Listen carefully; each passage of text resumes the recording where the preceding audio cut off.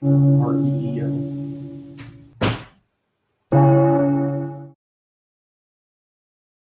I just know this, that um, I've spent a long time doing this. At the beginning, as I've mentioned, I was skeptical and didn't even want to do it, said no. Um, and even after I did it, and I had all these materials at my disposal, and I had access to all the science and all the images and everything else, with all that, um, I don't believe that I was on that team for any other reason than, yeah, to make some photographs in 1978, but more importantly, to bring all this information to people like Dale, to whom this is important. And look, I believe I was on that team, like I said, not in spite of being a Jew, but because of it. Because who better than a Jewish guy with no emotional attachment or interest in the subject could become a spokesman for the science of the shroud, which is really what I've become. So I think that my job, look, I'm working on a book.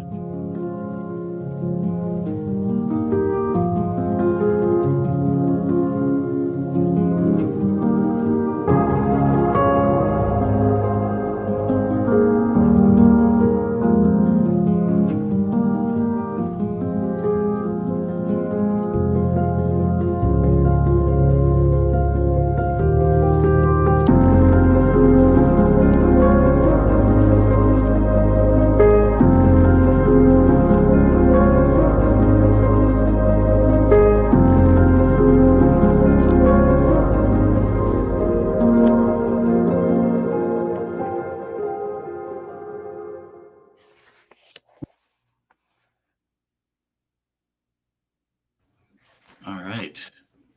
Hello, and welcome back to Real Seekers. Is this not? Oh, okay. Hello. Sorry. Welcome back to Real Seekers. I'm your host, Dale, the Real Seeker, and today we have a very special event. It's an event in the making. It's a tribute celebrating the life and legacy of all of our mutual friends, Barrie Schwortz, who is no stranger in the Shroud community. He's someone I've had massive respect for. He played a role in bringing me to faith in Jesus through his incredible knowledge on the Shroud. So, yeah, what we've done today, I've brought together a bunch of Shroud experts, people from all walks of life, Christian, non-Christian, pro-Shroud, Shroud skeptic, and we're all here together to honor Barrie Schwortz and his legacy. So what we're going to do, the plan of action, you can see I have a whole panel of guests here. And we're just going to go around and give about 10 minutes or so to each of the guests to share stories about, Barrie Schwortz and kind of honor his memory and what Barrie meant to them personally. So that's sort of the plan of action for today. And the first thing I want to do is hand it over to the person who probably had the most contact with Barrie in his final days and has actually taken over for Barrie a lot of his responsibilities. So Joe Marino, I think you deserve to go first and give your take on Barrie there. So, yeah, over to you. And just unmute yourself. Thank you, Dale. Okay. Boy, it's like, where do you start with Barrie? He was just an amazing guy. And, one of the first thoughts I had was Barrie was the one that, did the in memoriams for everybody else. It just doesn't seem like we should be having to do one for him. But, he talked about, obviously he knew he wasn't going to be around forever. But, we were all hoping, especially given that he had enjoyed pretty good health all of his life. He wasn't on any medicines or anything, but I think we all just sort of thought that he could kind of almost go on forever. But he was really dedicated to what he did.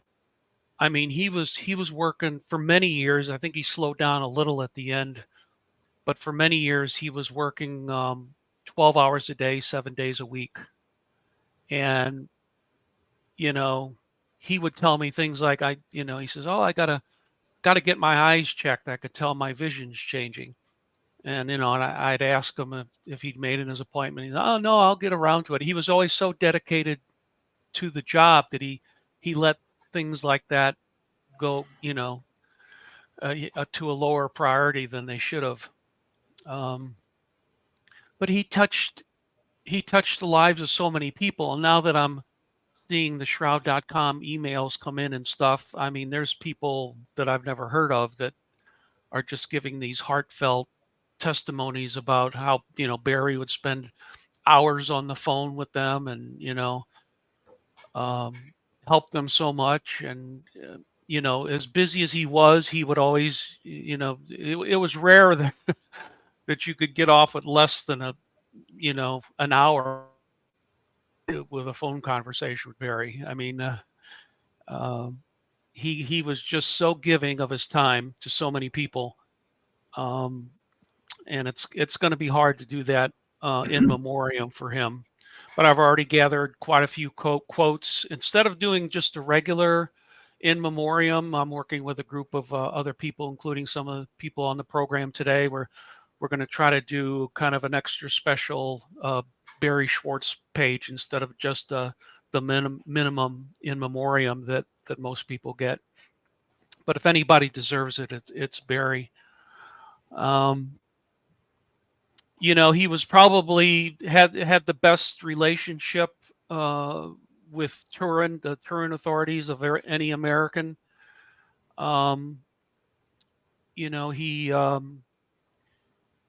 He endured quite a bit of unfair treatment over the years that probably got me more upset than it did him. But I mean, you had an unnamed lawyer that was telling the people in Turin that Barrie was making millions off the photographs, and the Turin authorities believed that guy for a while. And then a priest from Rome came over and visited Barrie and saw his modest house and the 1997 car he was still driving, and realized that that person had lied to the Turin authorities about Barrie making money. And then there was another unnamed scientist over the pond that was really nasty to Barrie in some of the postings on an internet group, and he would in place of S's, he would put the $, which just infuriated me. But Barrie was able to kind of roll with it and kind of expected it as part of his job and stuff. But he was very diplomatic. If people would send him stuff all the time, books and theories, and I see this and I see that, and you have to have a lot of patience to deal with that over 28 years. But Barrie just had a way about him that he would say, well, I don't deny that can happen. That may be God's personal message to you, and that's that sort of thing. But he had been trained by Ray Rogers to be careful of the I think I see syndrome that a lot of Shroud people have. But he was also really a spokesman really for the whole Shroud world. And it was kind of funny.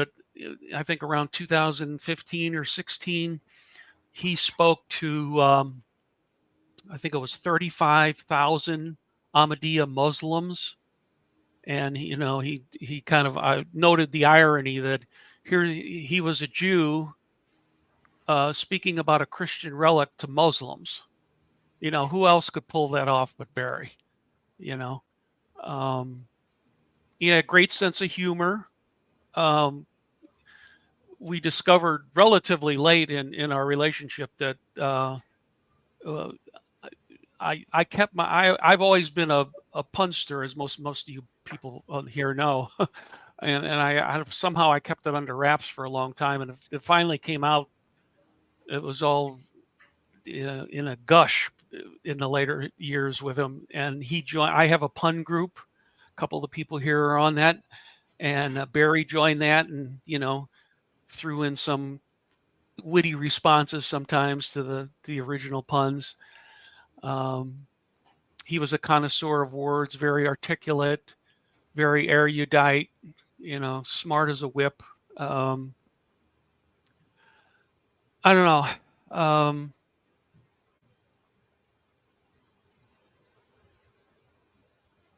Like I say, he was, no matter how busy he was, he had time for people from California tell me that, they were working on a documentary, and Barrie would start off and say, "Oh, I'm just so super busy, I can't stay on long." And of course, he'd spend an hour or so with them on the phone anyway, and they were amazed at how much time he gave them.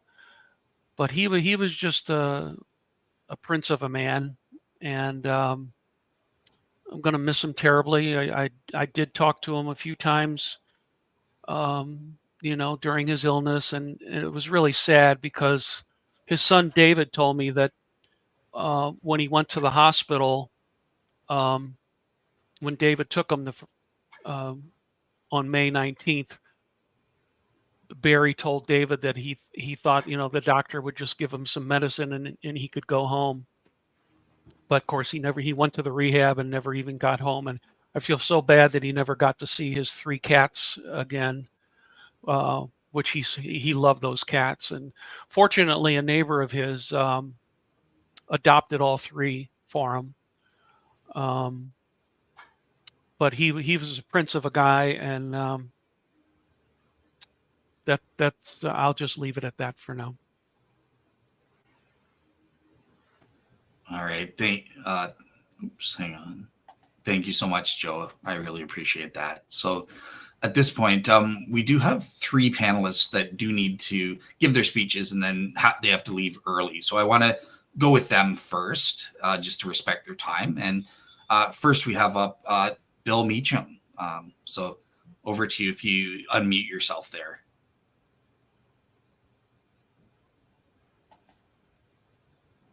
Oh, I have to unmute you. So yeah, go ahead. Okay. I'm wondering if I can share a photo. I'm not sure how to do that on this. Not that it's very important, but I have one. Do you see the present button on the bottom? Present. Okay. Yep. And then if you click that and click on where it says share screen.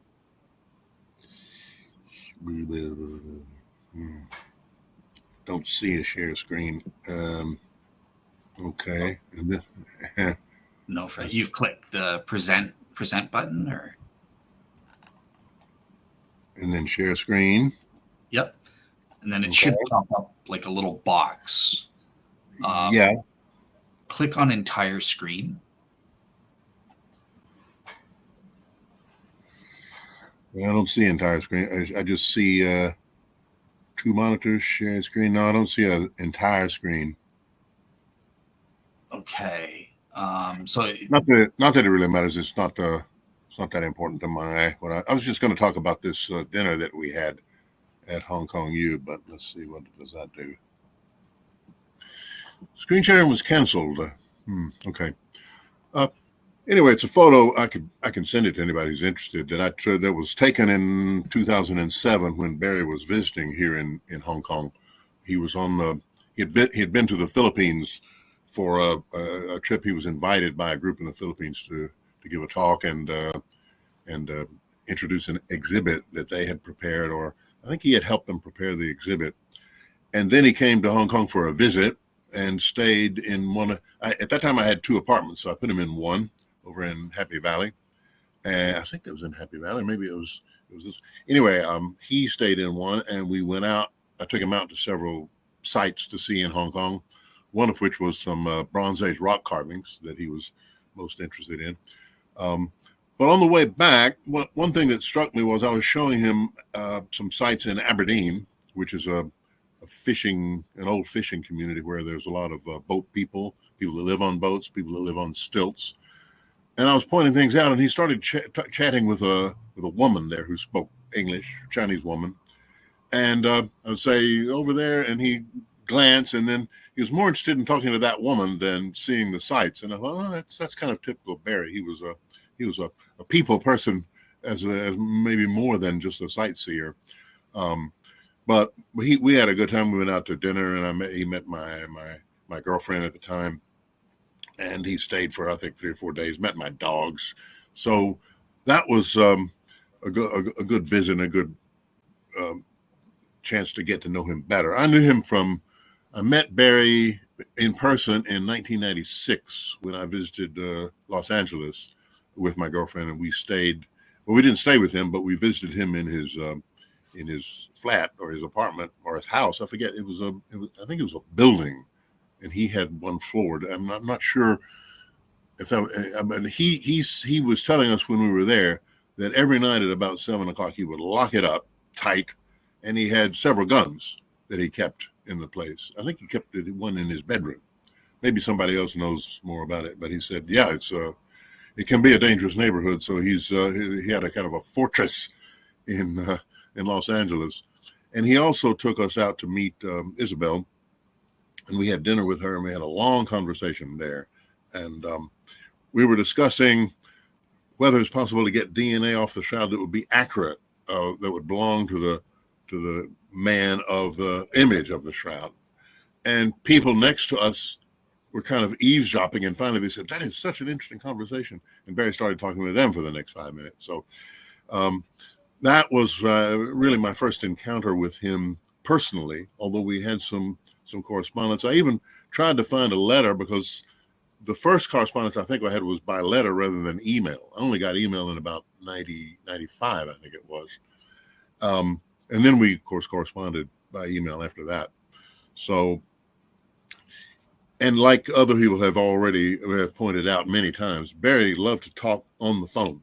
And many times I had conversations with him that I thought might go 20 or 30 minutes. I had something to ask him, and it would go an hour or two. And he would share stuff that was not supposed to be shared. He said, now this is strictly between us. Okay. And I would share stuff with him, and he never once told anybody else what I told him, some of the stuff. And I would ask him about things that were going on. And there were certain things he couldn't say. And he would say, I'd like to tell you, but I can't. It's under confidence.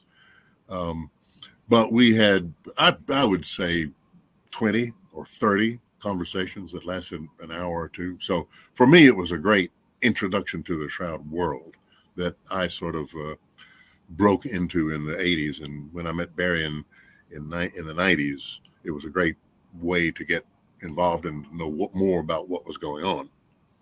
And what else? I don't know if it's a secret that should come out now. Maybe so other people can know about this, but he and Father Kim Dreisbach shared a lot of, well, let's say lewd or racy stories and photos. And I heard him mention that once. And I had a few, which I shared with him. I sent him once what I thought was one of the best music video in the world at the time. It was just a joke. It was a bunch of girls at a concert in Paris that got up on the stage and took off their tops and dancing around to the music. And Barrie laughed at that and said, no, that's not the best one. And then he told me that he and Father Kim had a lot of exchanges of this sort of, I guess, semi-pornographic stuff going on. But yeah, I don't know if that's appropriate for this. You might want to edit that out, but it was just something that they did they also, was he the one? Hey, I better not tell any more stories that I'm not 100% sure of. I heard some stuff, but I better keep that to myself for now. So. All right. Thank you so much there, Bill. Yeah, and in terms of the photo that you want to share, just send it to my email and I'll post it up on the blog so people can take a look at that. Okay. So, all right, cool. So, awesome. Hope that wasn't too inappropriate. Let's move on to the next. No, that was great. That was awesome. Thank you so much. So, all right, cool. So let's move on to the next. Jack Markwardt, over to you there. And Jack, I know he's, I was telling people behind the stage, he's a trooper because he's not only on today, but he'll be on tomorrow debating Hugh Fery on the Shroud history. But yeah, over to you, Jack, for your take on Barrie there. I don't know how to follow Bill Meacham. but I'll try. Well, for many years, I spent a lot of quality time with Barrie Schwortz at numerous Shroud conferences and presentations. And like many others, I engaged in marathon telephone conversations with him. We would, of course, always speak about Shroud research and syndenology in general, but Barrie, who was a self-described old hippie, he was prone to going off about philosophizing on almost anything and everything. I first met him in 1998 on a pilgrimage from Rome to Turin, where the Shroud was then being exhibited, and there was an international Shroud conference that year. And Barrie was serving as a lecturer and giving Shroud presentations both on the bus and at the hotel. And as usual, his talks were informative and entertaining. But I think far more importantly, he would constantly move from one end of the bus to the other. And along the way, he would sit down and he would strike up conversations with his fellow travelers. He would ask them about themselves and their families and their lives and their interests and their concerns. And he would also dine with his newly made friends, because that's what they instantly became to him. And you could always hear loud laughter from whatever table he was sitting at when he was taking his meals. And somehow, I don't know exactly how, but he was always able to remember everyone's name. He never forgot the details of what he learned about them. And by the time that we got to Turin, which was about a week later, every single pilgrim on that bus had Barrie's contact information. He had theirs. And I have no doubt that most of them stayed in touch with him thereafter. Now, from that experience, I learned that Barrie was a kind, warm, wonderful, and very caring person. And in the following years, I saw that this is precisely how he treated everybody, wherever he went and in whatever he did. In 2014, my wife and I attended a Shroud presentation which Barrie gave in Savannah, Georgia. As usual, it was done to perfection. It was very well received by the large audience that was in attendance. And afterwards, we met with Barrie and one of his closest friends. It was a celebrated Army officer who lived in that area and whose family had come from Poland. And at that time, Barrie went into great detail about his own Polish roots and a visit which he had made to Poland. And he also shared many of his experiences from childhood and his upbringing. And from this conversation, I learned that Barrie deeply loved his mother, from whom he had undoubtedly obtained his very unique philosophy and remarkable wisdom, and that he was very proud of and loyal to his ethnic and religious heritage. In addition to his admirable human qualities, Barrie was a first-rate, albeit very modest thinker and scholar, who was very committed to intellectual honesty. All of his views were highly objective. They were based on solid evidence. He never expressed an opinion without having first considered the matter carefully, and he never wavered in advocating and defending his positions. Indeed, about a week before his death, I called Barrie to ask him a question about a statement that was once made by Ray Rogers concerning a historical matter. In this case, it was the Darcy Memorandum. And it was then that I learned for the first time of his health issues. And he told me he was going into the hospital the next day. Then later in our conversation, he asked me about my question, why I called him. And I told him that was no longer important. It wasn't necessary to discuss it. But he insisted that I go ahead and ask him the question. So I did. Now, Barrie was a very close friend and colleague of Ray Rogers. But he said that on this matter, Ray had misspoken. And so to the very end, Barrie's commitment to intellectual honesty remained paramount to everything else, which is something I really respected about him.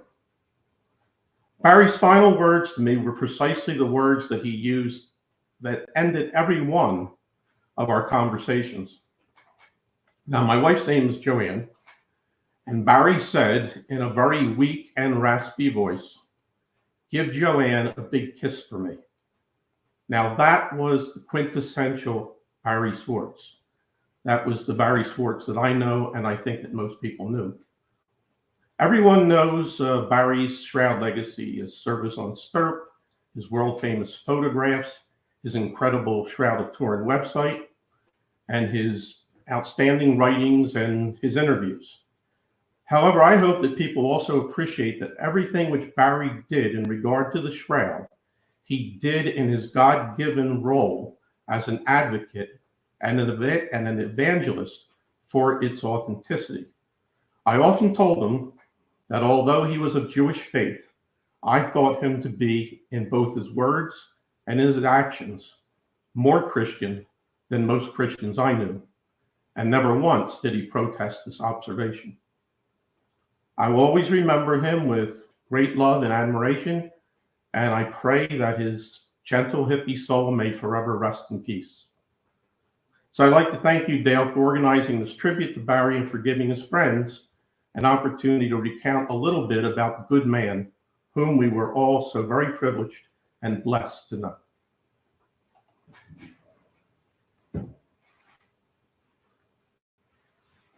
All right, thank you so much, Jack. And next up, we'll have Dr. Ken Stevenson there. So, yep, over to you there, Ken. I want to start by saying that Barrie and I actually grew up minutes from each other in the city of Pittsburgh, and never knew that, of course, until we got to meet and talk. I had the privilege some years ago to do a joint presentation with Barrie in the city of Pittsburgh, and his mother was in attendance. And as he shared with me afterwards, he was very nervous about what his mother would say to him. And as he said, she remained uncharacteristically quiet in the ride back home. So he eventually said, "Mom, what do you think?" And he said to me that his mother's response was, "Of course it's Jesus. Why else would they keep it?" My first encounter with Barrie was on the flight to Turin. And like everybody said, really good conversationalist. We had wonderful conversation all the way there. And he asked me how I felt about it. He even shared some of his misgivings and how they kind of pressed him to come. I shared my faith with him. As I did, Barrie said to me, "Wow, Ken, I'm getting chills listening to you share your faith." Again, very fascinating coming from a Jewish perspective. And when we got in Turin and finally got to do the testing, Barrie worked nonstop. I doubt he got more than a handful of hours of sleep during the week of the testing. And he came by me snapping furiously. And he said to me at that point, he said, "Ken, it's happening all over again. I'm getting chills." People mentioned the fact that Barrie caught a lot of grief. I was the spokesman and the editor for Stirp, and at one point was tasked along with the late Father, I'm drawing a mental blank here for a minute, it'll come back to me. No, not Father Rinaldi. My beautiful wife has given me some help. But anyway, we were to jointly write the team book. Another individual who will remain unnamed was added. And I, as the spokesman and editor, had received a contact from Houghton Mifflin. And they wanted to offer us a contract to do the team book. I was living in New Orleans at the time. And this third individual called the other two of us and said, "You don't have to come. I live in Connecticut. I'll go down and meet with them." Later, he told us and Stirp that it was just a preliminary. There was no real interest and da-da-da-da-da. And as a result, the team book went away, which, as Gary Habermas can share, gave us the liberty to write our own book. Unfortunately, that individual chose that opportunity to lie about my book. Barrie and Rudy Dichtel stood up in front of Stirp and said, "This is not right. What you've done is unfair." Barrie had my back like no one else. And I find it rather fascinating that I probably, along with Rudy Dichtel, attended one of Barrie's last presentations on the Shroud. There's a museum in Houston that I'd never heard of. It's a Museum of Funeral History, National Museum here in America. Barrie and Rudy had been invited. And Barrie said to them, "Hey, Ken Stevenson lives in Texas. You need to have him come down as well." And when we got there, someone mentioned earlier his role and how he kept to his role. They asked us questions after the presentation, and they asked Barrie a spiritual question. And his response was, "Ken needs to answer that." I agree. You couldn't talk for Barrie for 10 minutes or 15 minutes. If you got on the phone with him, even if he was very busy, you would be on the phone for a minimum of an hour. I also agree that he always said, "Give Mary a big hug and kiss from me." Barrie was a very personal guy. And when I learned about him going to the Ahmadiyya Muslims, that to me was the icing on the cake, because it really, truly was an incredible thing for a Jewish person to go to a massive Muslim group. And I think the last time he spoke there, it was for over 50,000 Muslims. And he got to meet with their equivalent of Pope, the highest imam in their part of the Muslim denomination. And he had a personal meeting with him, and he shared with me many things about that personal meeting. And he said, "Isn't it like God that I, a Jew, would come to the Muslims to speak about Jesus?" That indeed was Barrie Schwortz. But I also want to tell you a little bit of a personal story. We were blessed, Mary and I, to have 3 of our 4 children with us in Turin. And one of my boys, Sean, who unfortunately is no longer with us, he was taken from us unjustly a few years back, earned the nickname from Barrie, Bam Bam. And it was a well-earned nickname. Bam Bam really was Sean's behavior as a excited young 3-year-old in Italy. A personal revelation about a dear friend that I will miss.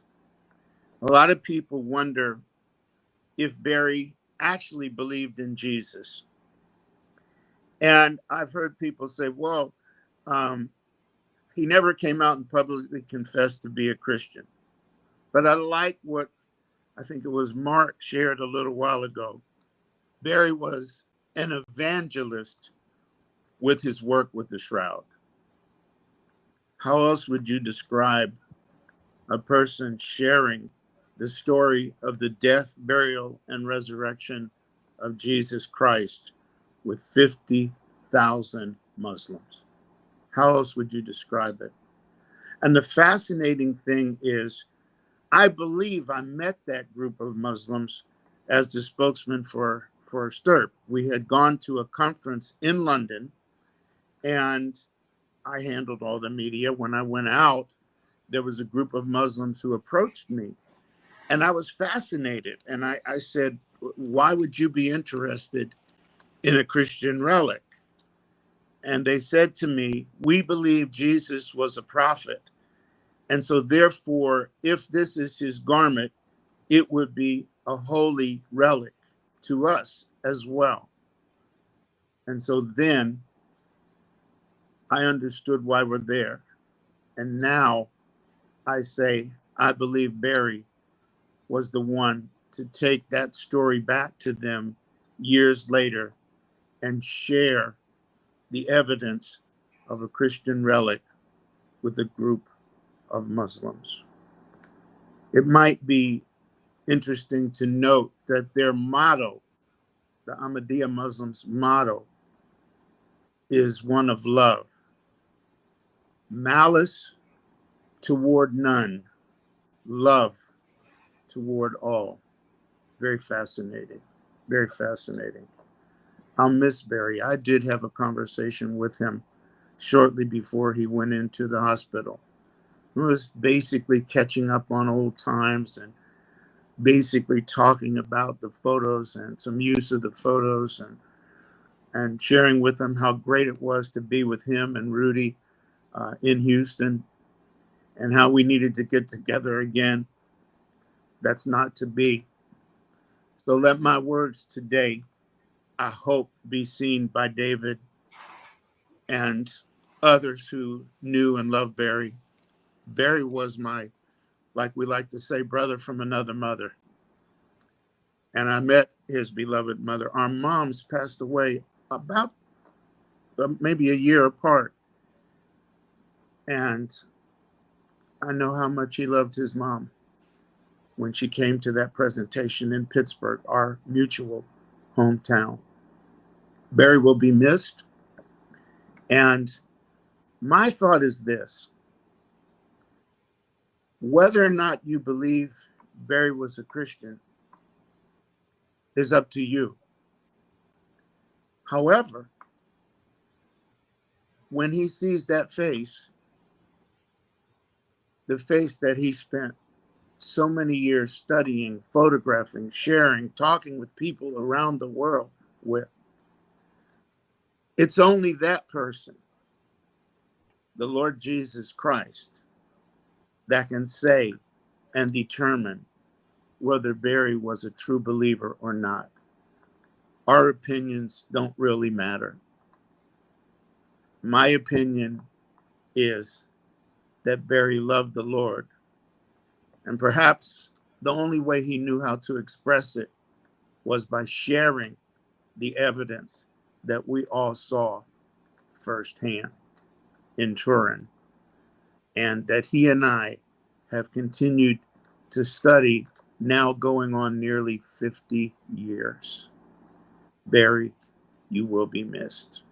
Thanks for allowing me to share my few thoughts about Barrie Schwortz. Awesome. Thank you, Ken. And it was great getting your perspective as a fellow member of STIRP on that team all those years ago. So thank you for contributing that. And so, yeah, at this point, I know a few of you said that you have to go, so you're free to go if you need to. But what I want to do now is I want to transition to Ken's co-author, who wrote a book on the Shroud, Dr. Gary Habermas, and it was actually Gary who introduced me to Barrie for the, to speak to him on the phone for those excellent long conversations in detail about the scientific evidence. So, Gary, over to you to take it away. Thank you, Dale. Folks, this has been a very great discussion. I've enjoyed every single minute of it. There's so many things I could say from experience, but let me start with something about Barrie, a personal story like so many have shared already. And then, since Ken just spoke before me, let me tell you about a personal story with Ken, in which Barrie was a part. But like everybody, you call Barrie and you have a quick question. The quick question becomes a long conversation, and we had many talks. And because I've done a lot of work on the subject of the resurrection of Jesus, Barrie and I would talk about the resurrection quite frequently. He was as willing to talk about it or bring it up or ask me what I thought about this or that. And we would talk about it, and I would say, what do you think about this? And then what do you think the Shroud has to do with it? Because Ken and I had some pretty specific conclusions in our two books on the Shroud in 1981, and the second one was 1990. But so I was talking to Barrie, and he said, Gary, he said, I go out and I speak a lot. And he said, probably the group that asks me to speak more than any other group as a denomination, or whatever he called it at that time, he said, I go to a lot of Baptist churches. And come on, he said, I'm Jewish. And these Baptists would always come up to me and tell me about the gospel. And they'd want to tell me about the deity and death and resurrection of Jesus. And I'll listen. And he said, let me tell you something. He said, many Jewish friends of mine are greatly offended by this kind of activity, as if they're not God's chosen people. He said, but I'll tell you my perspective. And this revealed Barrie's heart to me like nothing I've ever heard before or since. But Barrie said, I want you to know that when these Baptists come up to me and talk to me about the gospel message, I am not bothered. I am flattered, and I'm joyous to hear what they're saying. And I said, now, what are you saying that? Why are you saying that? He said, because, let me tell you something. I asked myself, why do they want to tell me this message? And sure, it's from their perspective, and I'm Jewish, and they're not, and I'm not Baptist. But he said, it occurred to me one day that they were only telling me these accounts and telling me about the gospel and the New Testament and Jesus Christ because they loved me. He said, so the minute I started looking at these Christians as people who were concerned about me as a person and concerned about me not as a statistic, but as a person, I started enjoying every single time I heard the gospel message. And he said, let me tell you, I have heard it hundreds and hundreds of times. And that comment from him about why he was not bothered but blessed was just, it was just amazing. Ken and I got involved in writing a couple books, and I got to meet Barrie for the first time in Richmond, Virginia, for the 1999 Shroud of Turin International Research Conference there, Richmond, Virginia. And there were five members of Stirrup were present, and John Jackson and Tom D. Mahala and Barrie. And so he and I hit it off like he does with everybody. We had several conversations. And a book came out of that time a year later, and Barrie's got a chapter in that. By the way, I should just mention, this is another example of Barrie's credit. A few years ago, some of my ex-students were kind enough to have a festschrift written in my honor. It's where you write a book and you honor somebody by writing your own essays, not about the person, but about something in your field, and it's an honor of this person. So here are all these people who are talking about the resurrection of Jesus. And Barrie, they asked Barrie to write a chapter, and Barrie said, absolutely. And he's got a chapter in this book, and he starts out and he says, I'm from an Orthodox Jewish family. Let me tell you my work. There's another essay in the book on the Shroud, and he just said, I want to talk about the Shroud of Turin. And he said, and much of the chapter was on how we know the Shroud is not an idol. How do we know the Shroud does not disagree with the book of Exodus and the 10 Commandments about worshiping images? He said, this is not an image, and if anybody should know, it's me, because I'm from an Orthodox Jewish family. And that was his chapter. So he's, ever since then, over the years, what's that, 26 years, he's been a great friend, multiple conversations. Let me, since Ken just went before me, let me tell you a quick Ken Stevenson story. In 1978, I called Eric Jumper because I had just finished my PhD dissertation on the resurrection of Jesus at a secular university. So that's kind of odd, defending the resurrection for a group of philosophers and historians at Michigan State University. And when it was done, I heard about all this news. They're going to test the Shroud. I'd read a book on the Shroud a decade before, and I thought, I'm going to call these guys and see what's going on because of possible connection to the resurrection. So I started talking to Eric Jumper, and as I said before we started here, Eric said, hey, we've all signed a sheet of paper saying we can't talk to editors or interviewers. And I said, well, I assure you, I'm not a literary person. I'm not an editor. And he said, well, you sure sound like one, meaning the questions I was asking. And he said, so I'm not going to talk to you anymore right now. Now, he was not upset. Eric and I ended up having conversations later, but he said, I'm going to give you the name of our editor and spokesman.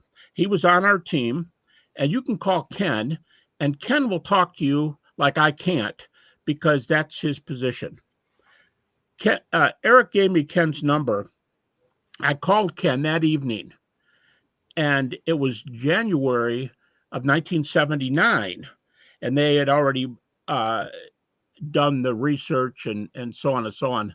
And that first night, Ken had already moved from the Air Force Academy down to New Orleans that he alluded to, and we talked on the phone for 3 hours, starting about 11 o'clock at night, and I think I got off the phone at 2 a.m. Eastern time. And a funny thing about that phone call, Ken, you know I've told this story a number of times, but I would be talking to Ken and I would say, hey, what did you discover on this? How many photos did you take? Who was doing that? Of course, Barrie and at that time, several others were photographers who went with the team to do the pictures. And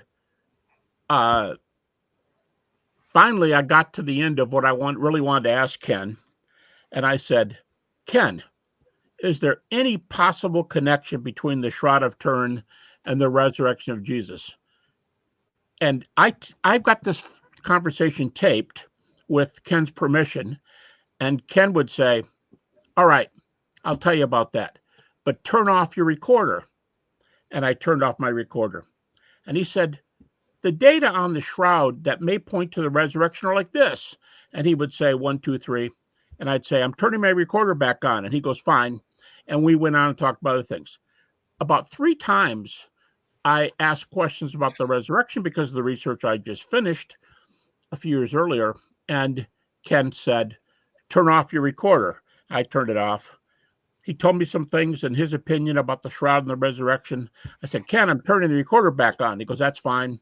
And then again later, turn off your recorder. He answered a few more things. And I said, the recorder's going back on. And Ken said, fine. Ken, I will always remember this sentence at the end of our conversation that night. But Ken said, can I ask you something now? I said, well, yeah, I don't know what you want to ask me, but fire away. He said, you say you're doing a book right now on the resurrection, right? And I said, yes. And he said, do you want to do one on the Shroud? I said, I think that would be pretty interesting. And then Ken said to me, first time we ever met on the phone, Ken said, what do you say we co-author this book together? First phone call. What do you say we co-author this book together? And in 1981, our co-authored book was published. But even there, a lot of interaction with the Shroud members. By the way, Larry Schwalbe did the foreword for the book, and Bob Buckland, the team pathologist, did the postscript where he said he believed there was evidence on the Shroud for the resurrection of Jesus. So Ken was on record that way. Bob said some things that hadn't come out before, and we were off and running. Anyway, I think that first story of Barrie's the main thing I wanted to tell. His comment about not being offended when Christians would talk to him about the gospel, because it taught him that they loved him. They loved him enough to tell him about eternity. And I have never, ever forgotten that or failed to be moved by his comment there ever since that time. Thank you very much, Dale. No problem. Thank you so much, Gary. And yeah, it was great seeing in the queue. I could see Ken's reaction to Gary's story. Say that was awesome. So yeah, thank you. Okay, so one thing I am getting notes from one of the guests, Arif Khan, who wants to get in, but he can't. So I'm gonna have to. Sorry, as the host, I feel bad. Oh, did someone take off? Okay. Okay, so I guess it's not a problem. So Arif, you can join now.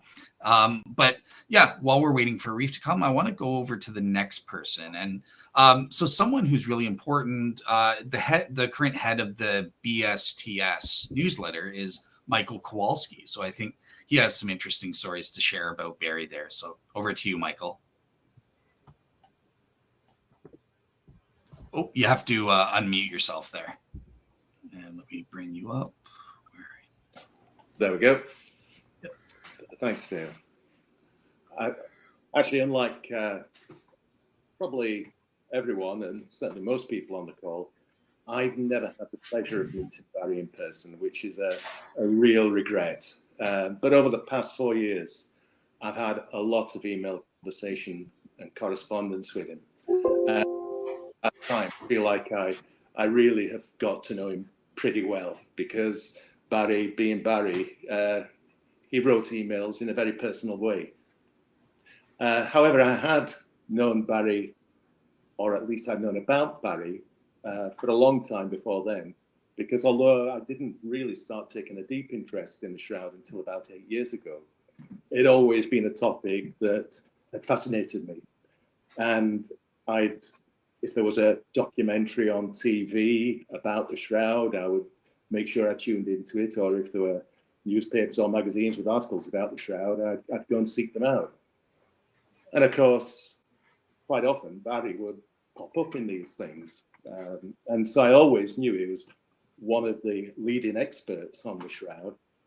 But of course, as I started to delve deeper into the topic over the last 8 years, I very, very quickly realized just what a pivotal role Barrie had played over the course of the last nearly 50 years or so, both through his involvement with STERP and also everything he's done with Stera, with Shroud.com and so on. So it was immediately apparent to me just why Barrie had such a prominent position in the Shroud world, and why he was a bit of a go-to man if a documentary maker wanted to get somebody to talk about the Shroud with real authority. Now, I remember the very first time I emailed Barrie with a couple of questions, and this was only about 4 years ago. And I was a little bit apprehensive because by then I knew quite a bit about Barrie, and I'd heard just how busy he was, the fact that he had to deal typically with 200 plus emails every day. So I must admit, when I sent off my email with my questions, I wasn't holding my breath, expecting a reply very quickly. And to be honest, knowing just how busy he was, I thought that any reply I received was going to be pretty short and to the point. So I was pretty surprised when I checked my email the following morning, because not only was there a reply from Barrie waiting there, but he'd taken the trouble to write a very helpful and detailed response, but also one which was really personal and warm. And it made me feel like he was already a friend, quite frankly, on the basis of one email. And that was typical of every single email that I ever received from him over the years, that every one of them, there was a personal touch to it. At the start of last year, I wrote to Barrie and I asked him if he would write an article for the British Society for the Turin Shroud newsletter about what it was like to be a member of the STERT team, working alongside those distinguished and extremely professional scientists who back in 1978 were right at the top of their game. And I was absolutely delighted when Barrie said yes, and even more delighted when he seemed to be as thrilled to be asked as I was to have got a reply saying he'd be willing to do it. And in fact, he mentioned to me that he'd been itching to respond in some form or other to some disrespectful and negative comments that have been made about the STEP scientists and their work, which had appeared in podcasts and blogs over the last couple of years. He originally intended to write, this was at the start of last year, and he originally intended to write an article and get it to me in time for the summer newsletter last year.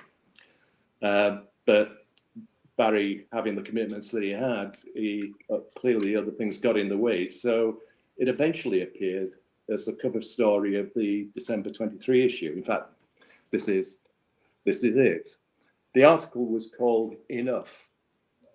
And it was basically Barrie just really taking the opportunity to set the record straight. Now, just a couple of weeks ago, one of the BSTS management team, Paul Bishop, he shared with me some emails because he'd written to Barrie shortly after that article was published to tell him how much he'd enjoyed reading it. And he let me read what Barrie had written in reply. And let me just read a part of that email, because I actually found this really quite moving at the time. He said, this is Barrie, writing that article was really helpful, and it gave me the opportunity to get it off my chest and on the record before my time is up. I was very happy when Michael liked my topic and agreed to publish it in the BSTS newsletter. And then I found out recently he made it the cover story. Awesome. Now, two things really struck me when I read that. I mean, first of all, there was Barrie's sincere gratitude that we'd published his article, and which, considering everything that he'd done over the years to publicize Shroud-related articles, books, videos, podcasts, papers, through Shroud.com, and also his own generosity of spirit, I just thought it was a perfect illustration to me of just how, not only how generous he was, but also how humble he was to be showing that gratitude. I mean, as far as I was concerned, it was a great honor for the BSTS to be able to have an article written by Barrie in there. But the words that really sent a chill to me were where he wrote, it gave me the opportunity to get it off my chest and on the record before my time is up.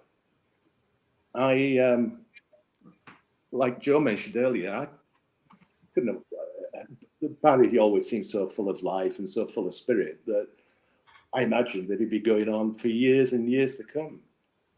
And yet, before the next, in fact, 2 days before the next newsletter was published, Barrie had passed away. I mean, I just find that really quite extraordinary that he'd put those words in there before my time is up.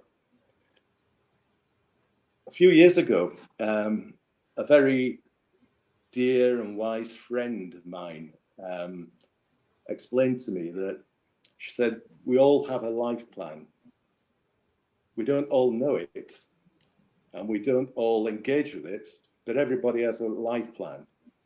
And we'll get opportunities in this life to connect to that life plan. And sometimes we take them and sometimes we don't, because we've got free will. But if we do, and if we do engage with it, and quite often it might be something that we'd never planned to do or intend to do or even want to do. But if we do engage with it, quite often extraordinary things happen.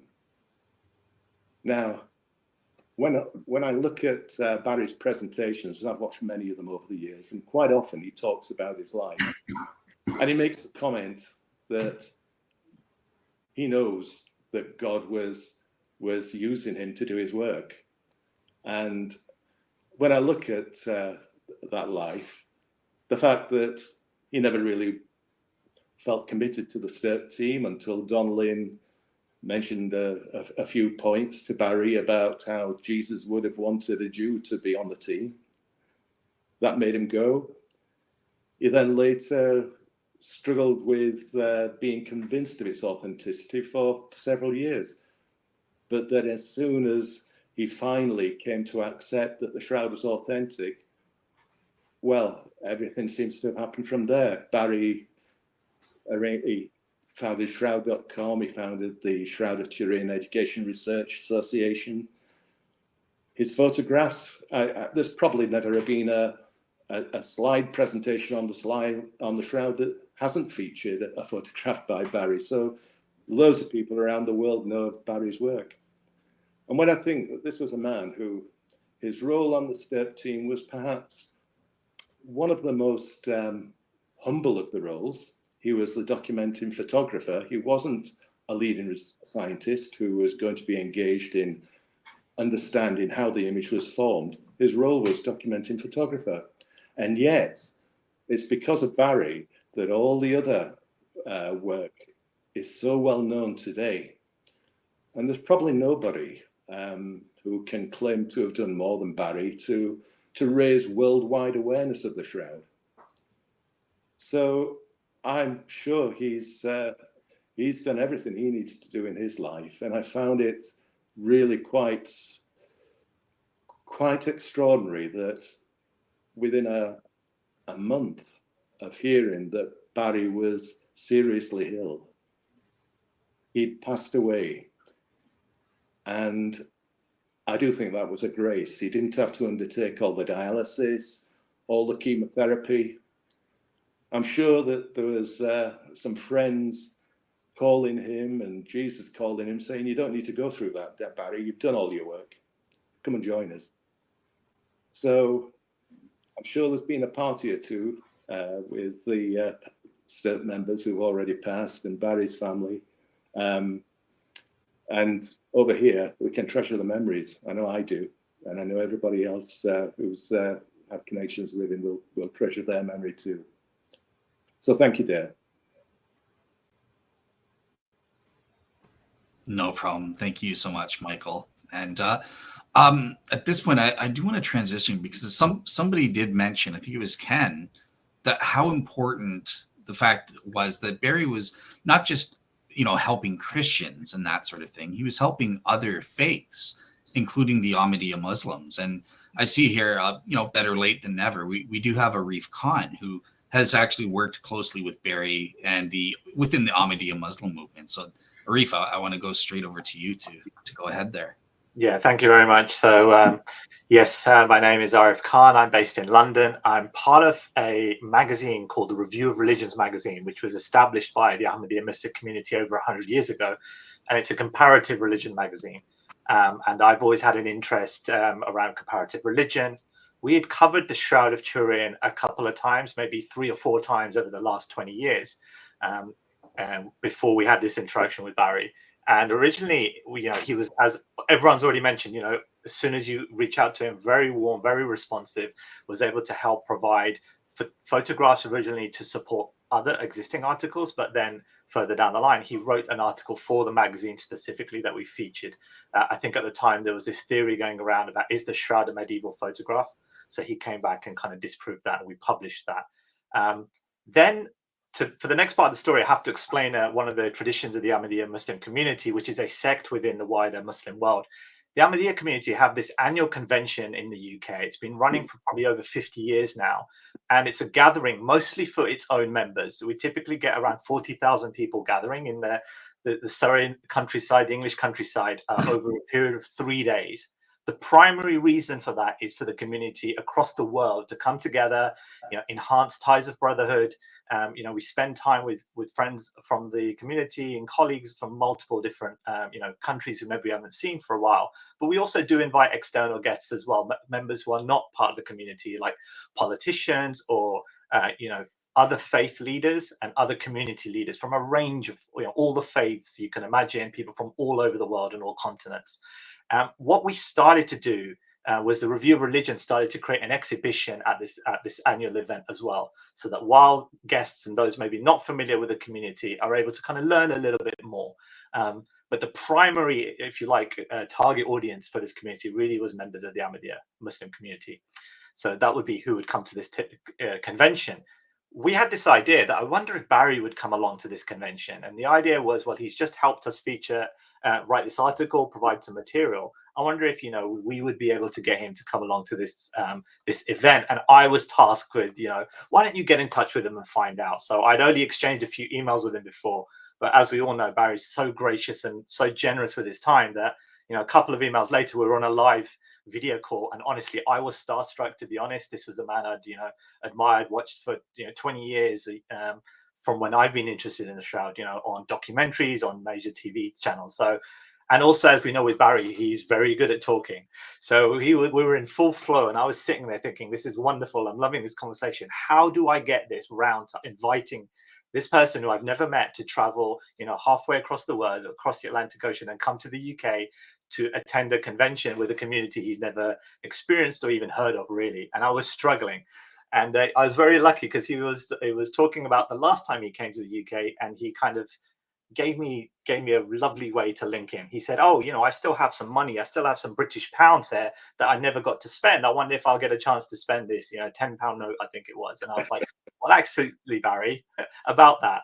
And then again, what a wonderfully generous man. How amazing. As soon as I explained the idea to him, he not only was on board with it, but he took the lead in helping me, make it a better idea. So he said, look, that sounds really interesting. I know a lady called Pam Moon based in the UK. She has one of these replicas of the Shroud as well. And he didn't say, why don't you go and speak to her? He said, let me get Pam to buy into this idea. So immediately he was on board with us. He did ask for some information. I shared with some information about the community, the peaceful nature of the community. We shared some details about how it was different. And one thing I did notice as well, he did his research. He, when I did meet him and he was at the event, he had really read up on all of these sources and was able to, quote different statistics about how many countries the Ahmadiyya Muslim community was in, etc. So he really got on board, and he was immediately part of our organizing team, if you like. And the first year we ran this was in 2015. And I remember some nervousness just before we set up this exhibition. We had our own tent, probably about, maybe 10 meter by 10 meter, if that, maybe a bit smaller. And we had this wonderful life-size replica, and we had a few information boards, etc. Some of it was from Pam Moon and some of it we had provided, but we were not sure if anyone would actually come along to this exhibition. It was not part of the main market. It was not part of the main event. Most people come, the feature speakers at the annual convention that lasts 3 days are there to listen to the words of His Holiness, our Caliph or leader, who is an international leader of the community. He delivers a keynote on each of the 3 days, and that's the main event here. So we were already a auxiliary, an add-on to a much bigger event. So we weren't sure, what was going to happen. I was anxious that we hope we're not, wasting Barry's time in any way. He understood it. I did pre-warn him. But something interesting happened in the opening address by His Holiness. He mentioned the exhibition specifically. He said, "There's a replica of the Shroud that you're in. We have some experts on there. Be sure to go and see the replica." And then, of course, we had the opposite problem. We were overwhelmed with thousands, literally thousands of visitors over the 3 days to this exhibition. And one of my favorite memories of Barrie was him afterwards turning to me, and he was like, "Have you guys seen the film Jaws?" He goes, "We're going to need a bigger tent, just like in Jaws, they say, we're going to need a bigger boat." So already on that first year, he was already planning the next year, really, with us. And one thing that was amazing was his generosity in terms of inviting other people as well. He helped us reach out to many scholars. We repeated this for 5 consecutive years. And each time he helped us get more people involved. We had Bruno Barbaris, we had David Rolfe come along as well, Manuela Marinelli also, and Hugh Fery, I think, as well. So, another thing, he was very open. Barrie was always open, and it kind of came with the territory with what he did. Always open to Shroud skeptics as well as those that were believers and those that had very different viewpoints, about what the Shroud proved. He always took them on board, welcomed it, and allowed us to have the that exchange of information in a very respectful way. And I think that was something he instilled in all of us as well, was to kind of don't shut down different viewpoints, but allow them to be shared. In terms of the level kind of things got to with Barrie, I think what happened was he was invited to speak at the main stage. So there was a section on the first day of the third day of the first year, where we would have politicians, heads of state from around the world come and say a few words. And Barrie was given a slot where he was able to come and talk briefly for 2 or 3 minutes. And I remember speaking to him afterwards, and he would tell this story many times. He said, he saw the other politicians and people going up with written speeches and prepared notes. And he said, I had no notes and I was very nervous about this. But he said, he decided to just stand up and speak from the heart in terms of what he said. And, there's a video clip of him on YouTube. If you search for Barrie Schwortz and Jalsa or Ahmadiyya, it will come up. And what he said, I just want to quote what he said. He said, my role was to come here and share with you my knowledge of the Shroud of Turin. But I have to admit, in the 3 days I've been here, I've learned far more from you than you will ever learn from me. As I stand here and look at your motto, I can only look at myself as a shining example of your creed. And the motto is love for all, hatred for none. And he says that the Ahmadiyya Muslim community would invite a Jewish man to talk about a Christian relic at a Muslim organization. What a wonderful line. And I think he came up with it on the spur of the moment. But that literally, those words spoken on the main stage in front of, I think it was 10,000 people in the tent, but millions of viewers watching through satellite television. That immortalized him into, Ahmadiyya history, really. And also from that moment on, I couldn't walk more than about 10 meters at the annual convention with Barrie with me without someone stopping and wanting to meet him and speak to him. So it was beyond his work on the Shroud. With the annual convention, everyone really from the community really took Barrie into their hearts, because what he did, far more than the work on the Shroud, he was just a wonderful human being, always so warm and so willing to talk to anyone and everyone. And it felt there was a really nice relationship that was formed between members of the community, and Barrie. The love was both ways. And sometimes he would often joke as well. He said, I get more love from the Ahmadiyya Muslim community than from my own Jewish mother, God bless her soul. And it was said lightheartedly, but that was one of the things that he did highlight to us. I was very lucky that, as well as these more formal engagements, I was with Barrie, accompanying him at these events, making sure he knew where to go. There were some media commitments as well, with radio interviews and TV interviews. I also was the fortunate person who got to actually collect him from the airport when he would land in Heathrow. He would then come, to my house, see my family. He described them as his sort of London family. He said, your kids probably think of me as their crazy American uncle who visits once a year, kind of thing. So that was another, I'll always cherish those memories I had with him, and feel very fortunate to be able to build such an informal and personal relationship, as well as having, all of the great knowledge that he shared with us around the Shroud. During those conversations as well, his successorship and death, the topic of death and passing away definitely came up. I remember him talking about how he established Stera for that exact reason, that, the legacy will continue on. And he even spoke to me about, one day he did say to me, one evening, he was saying, I just pray and I hope that when I am taken from this world, my body goes before my mind goes. And I think he was very conscious about people who can have longer illnesses, suffering from dementia and loss of memory and things like that. And he didn't want that, and he didn't want that burden on anyone. And I think we'll all agree that he was still very much at his sharpest when, sadly, he was taken from us. And even if you look at the last few YouTube interviews and things on Barrie, he was on form, right till the end in terms of the Shroud research. Just lastly, wrapping up, I was looking at my last few exchanges with him where we talked about the Ahmadiyya Muslim community. It was from April. This was before he was diagnosed with his illness. But we were just reflecting on that we had done this previously. Now he was kind of getting old and he wasn't really considering traveling to London again. So we were reminiscing a little bit. And he said, some of his words here was, he said, I have the fondest memories of my 5 years attending the Jalsa, and I still miss my friends in the Ahmadiyya community. I also realize how privileged we were to spend time with His Holiness each year. If you see him, please send him my warmest regards and my deepest appreciation of the time he gave us. I then responded and said that, I echo your sentiments about the fond memories. I love how you became a core member of the team. So many people at the mosque ask me how I am when they meet me. They ask how my family are. And the next question is, how is Barrie doing? And I said to him, you definitely enter the hearts of many Ahmadis. And he wrapped it up by saying, I'm happy to hear that the Ahmadiyya community feels the same way as I feel about them. So yeah, wonderful man. What a wonderful experience I had to share with them. I feel so grateful for that. I'll always remember those years, and a lot of it is being captured and will always be preserved on video. And finally, I just want to end with the Arabic words, Inna lillahi wa inna ilayhi raji'un. To God do we belong, and to God do we return. Thank you. All right, thank you so much, Arif. I appreciate that. So, and just one thing I noticed, you mentioned Pam Moon. So there are about 3 people who unfortunately, they couldn't make it out today, but I did pre-record with them their kind of speech. So I will be playing their recordings after everybody that's here live gets to go. So look out for that. But I think next I'm going to throw it over to my fellow Shroud podcaster, Guy Powell. Over to you. Let me bring you up. Thank you, Dale. Appreciate it.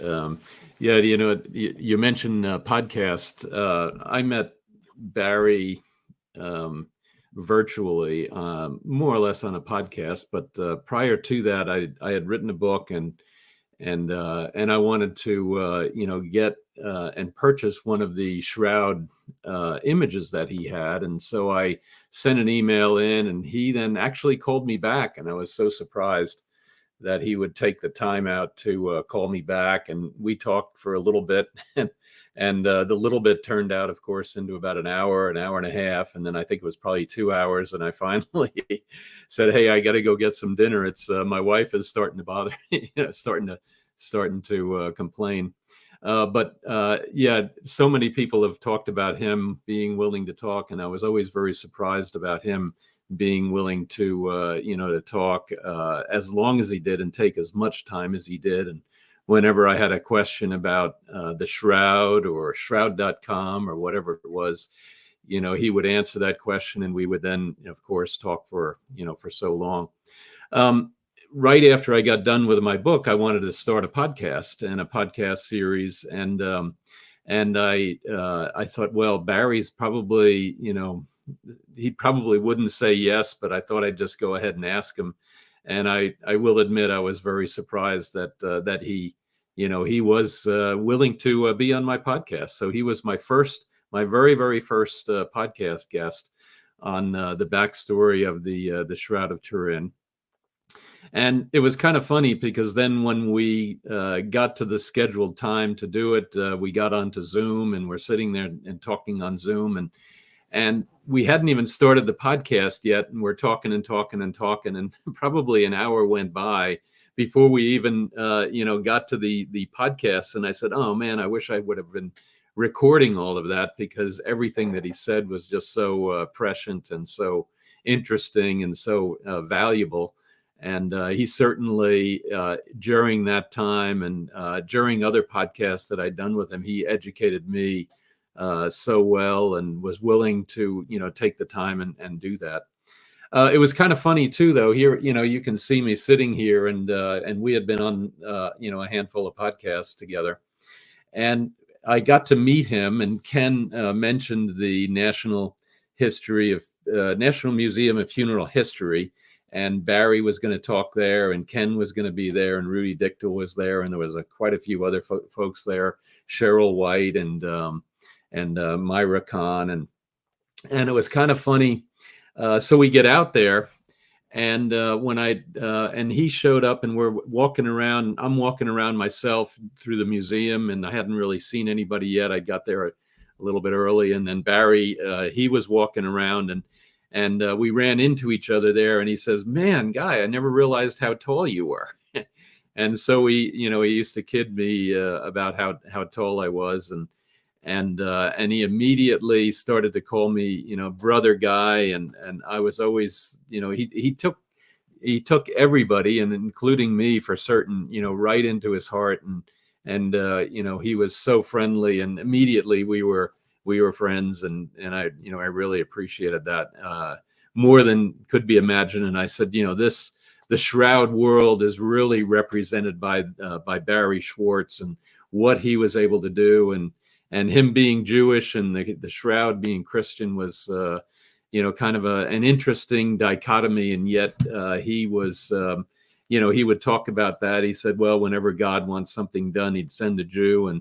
And so, and Barrie was, I guess, one of those where he was being sent. And it's funny too. I always wondered, I never really, I asked him a couple of times what he felt about, the resurrection of Christ and Christ in general versus his Jewish background. And I never really, I'm not sure if I ever got a straight answer, but I know in my own heart that he is today with Jesus in heaven, and he's sitting up there looking down at us, and and probably, hopefully enjoying what we're talking about, and the tribute that we have for him. But I know that he is in heaven, and he is he had a great life, and that really was reflected in his friendship and in his actions and everything else that he did. Just a couple of other thoughts that always I felt were kind of fun, and I thought I'd mention is, he'd obviously talk about his Stirp time, and that here he is. Hey, I'm a Jew. Why would you want a Jew on, to go over to Stirp and do this thing and investigate this thing about Christianity? And he said, oh yeah, we'll go over there, and within an hour we'll be done, because we'll have found that it was a painting and it was a fraud and whatever. And then after 120 hours of nonstop work, he I think he realized that, hey, there is definitely something here. And I think that's I think that probably was a shaking of his faith, and he realized that he had to somehow rectify the fact that the shroud was not a painting. It was not a dye. It was not a scorch and everything else. It was definitely something that was unexplainable and potentially miraculous. I don't think he ever said to me, at least, that it was miraculous, but I think he probably believed that it was. He did tell some interesting stories. I remember him showing me a picture of this, some kind of a chemical bath or something that they had to set up, and they had to set it up in one of the toilets in the Royal Chapel. And it was just fascinating to to see that, and some of the things that they had to do to get water and be able to do whatever it was that they had to do. What a great storyteller, and really what a great believer in what the shroud represents. The other thing that I think was really funny, but also highly valuable, he said that at the end of the 120 hours, the Archbishop came in, and I can't remember who it was, but he said he came in and he said, okay, everybody, you've been so good about not directly touching the shroud with your bare hands and potentially contaminating it. He said, I want you to take your gloves off, and now I want you to place your hands on the shroud. And then I think there was a prayer that was said, and Ken, you probably know more about that than I do, but so he was able to actually then, along with everybody else on the Stirp team, actually able to touch the shroud and put their hands on that, and that made him a secondary relic. And I remember him talking about that, and then so I said to him out at the National Museum of Funeral History when we met and when he spoke, I said, well, Barrie, I now have to absolutely shake your hand, because then you'll make me into a tertiary relic. And I tell that story to a lot of people. I think it was just phenomenal. And it really is kind of just kind of fun to to talk to him about things like that, and some of the little anomalies or little fun little cameos of interesting stories that take place.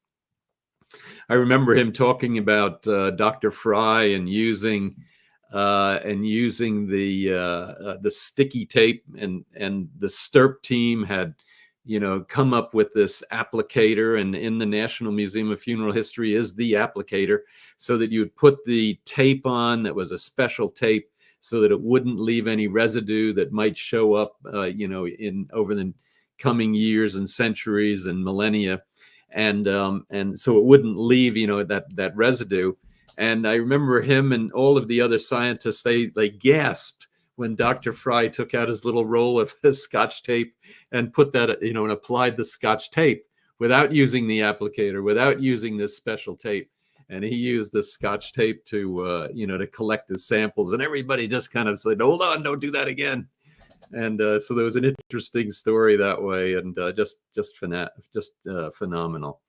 And anyway, there's many other things that I could talk about. I had so many good conversations with him, and I enjoyed everything. But Barrie, I know you're looking down on us. I know you're blessing us and smiling now, and you've got your great personality and friends, and I'm sure you're making friends up in heaven.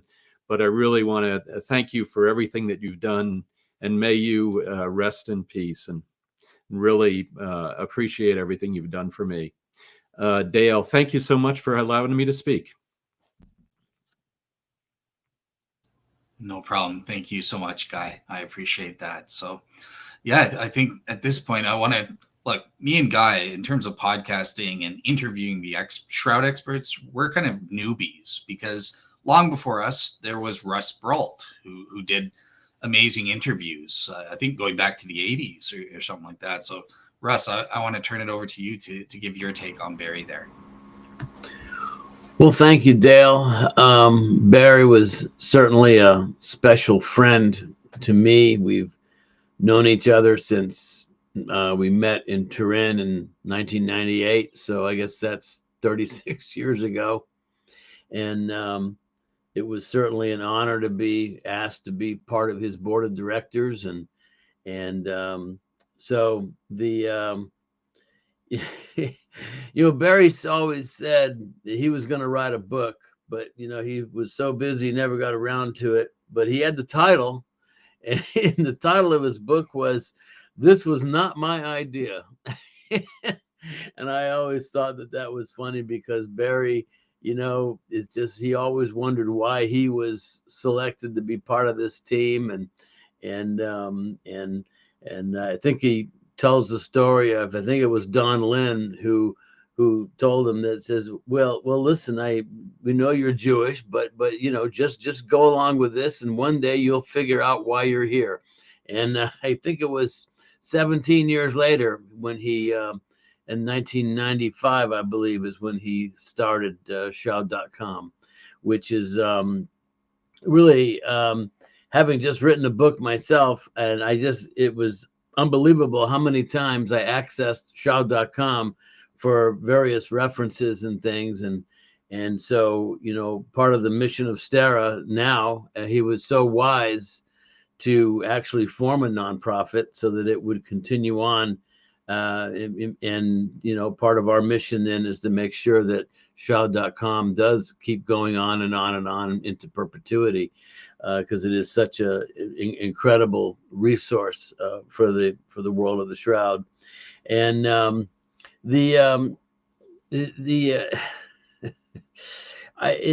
some people have asked, a lot of people have asked whether Barrie was a Christian or not. Of course, everyone says, well, he's probably more Christian than any Christian I know. And it's, but I always accused Barrie of being more of an enigma than the Shroud itself, especially when it came to things like the resurrection.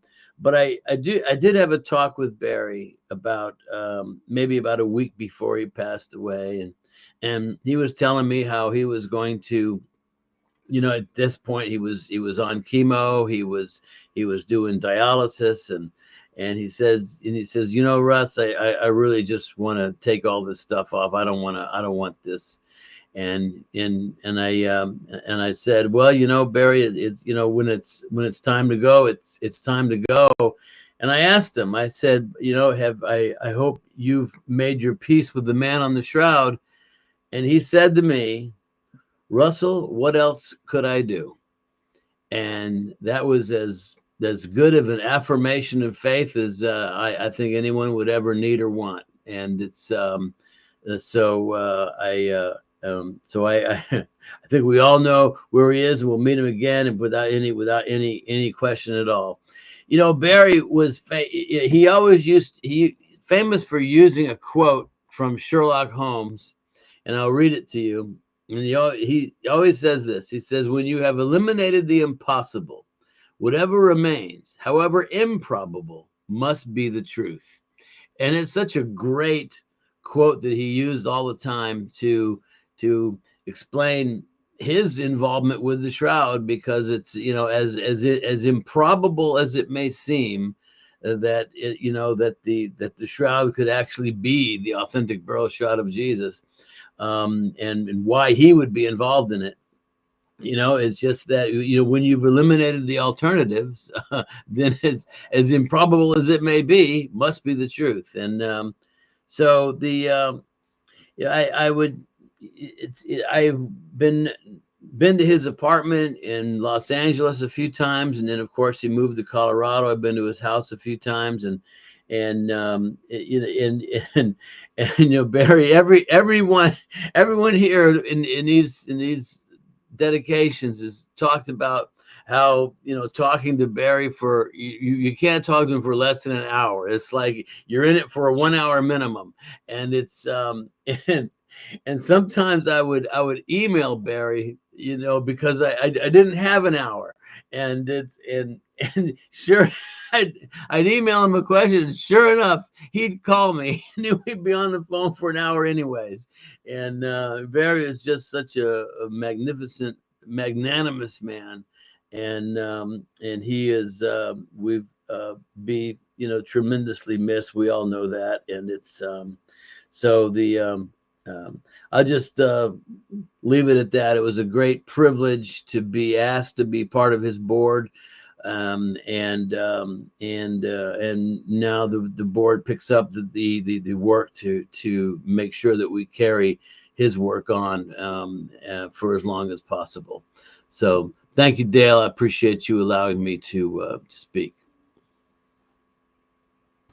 Awesome. Thank you so much, Russ. And all right, so the one universal thing I keep hearing from everyone is about Barrie's, the love that he had and those long phone calls. So at this point, I kind of want to bring in the one person who could actually talk longer than Barrie Schwortz on the phone, Teddy Pappas. So Teddy, I want to bring you up at this point to give your take on Barrie.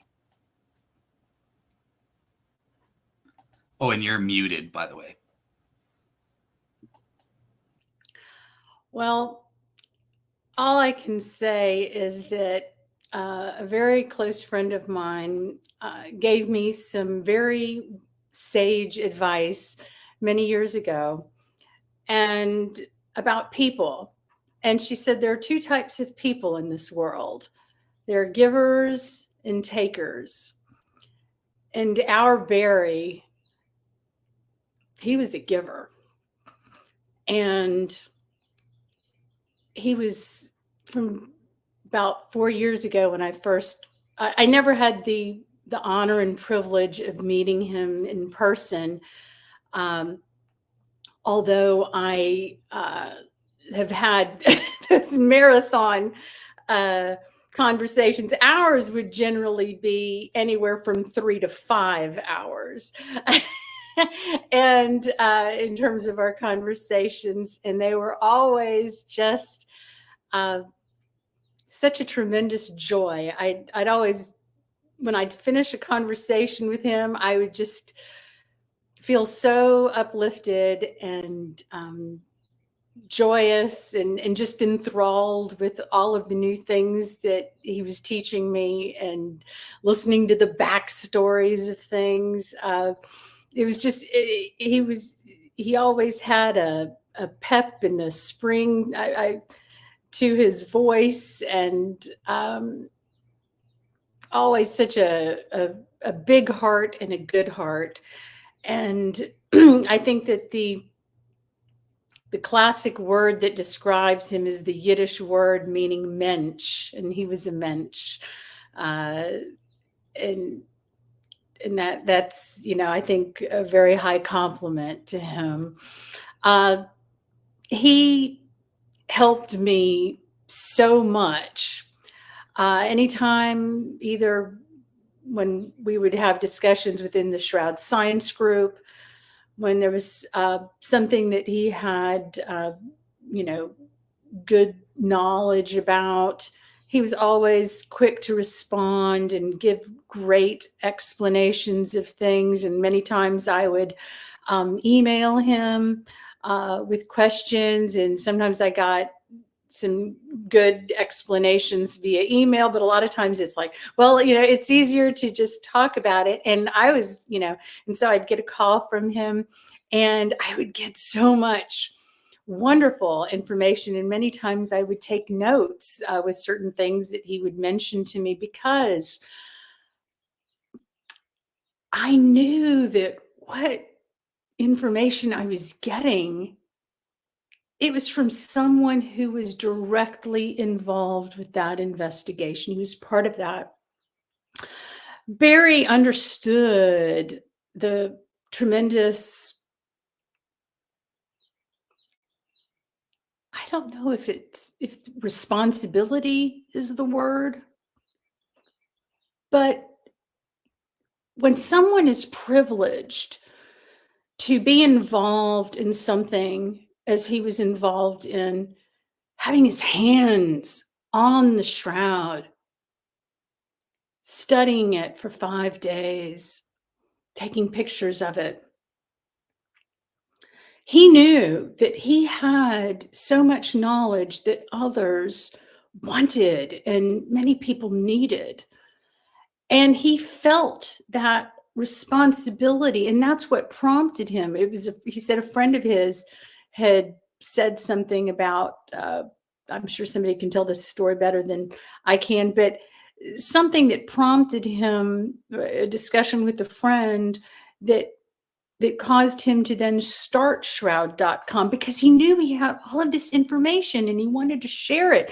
And he properly felt sort of a responsibility to share it, because how many people are privileged with that information? And I have frequently given an analogy between the STURT members. They're like the apostles. They had direct contact, not with Jesus himself, but with the cloth that enshrouded Jesus, with his blood on it, with his supernaturally created image on it. And there's something incredibly special and very privileged about that. And so he has been, along with, there have been some other STURT members, Ken Stevenson included, who have been so good about being very active in disseminating that information. And we, people like me and people like you, Dale and Guy and others, who are very active right now, who have had the privilege, the immense privilege of talking with Barrie, of being able to call him friend. We're like the church fathers and mothers in that we've gotten information directly from Barrie and from Ken and from Larry Schwalbe when he was alive. And sometimes we get some information from John Jackson and Sam Pellicore and some other people. And so that there's a responsibility on us as well to then continue to disseminate that information, where we're having that chain of custody, that provenance to the information as it passes, just like with the books in the Bible. And so Barrie understood that, and nobody could have possibly have done a grander job than he, with what he has done to disseminate so much information, and through his website, Shroud.com, but also through the discussions that he would have with us and the emails. And I mean, he and I, we would talk about and sometimes debate about the issues of banding and the chin band and the coins and the ponytails and what the magnetic lasso did and did not do. And I've already just I miss those conversations with him. But through his photography, he wasn't just a documenting photographer, because so many things in our discussions, he would give me backstory on information, but he also knew firsthand about so many things. And also with the, as Ray Rogers, as his dear friend and Sturt member Ray Rogers was dying of cancer, and he asked Barrie to publish his book, and Barrie, of course, certainly did. And he's preserved that information. And, you know, I can go back and read Ray Rogers's book, and I do. And there's so many details. I wish Ray were still here with us, because there's so many more things I'd like to ask him. But he understood the importance of preserving that information.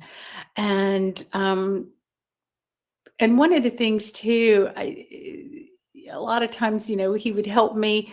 I have some questions on sticky tapes, or I had some questions. Not about a year ago, there was something where we needed to get in. I needed to speak with Joan Rogers, who was still with us, and hopefully she is still.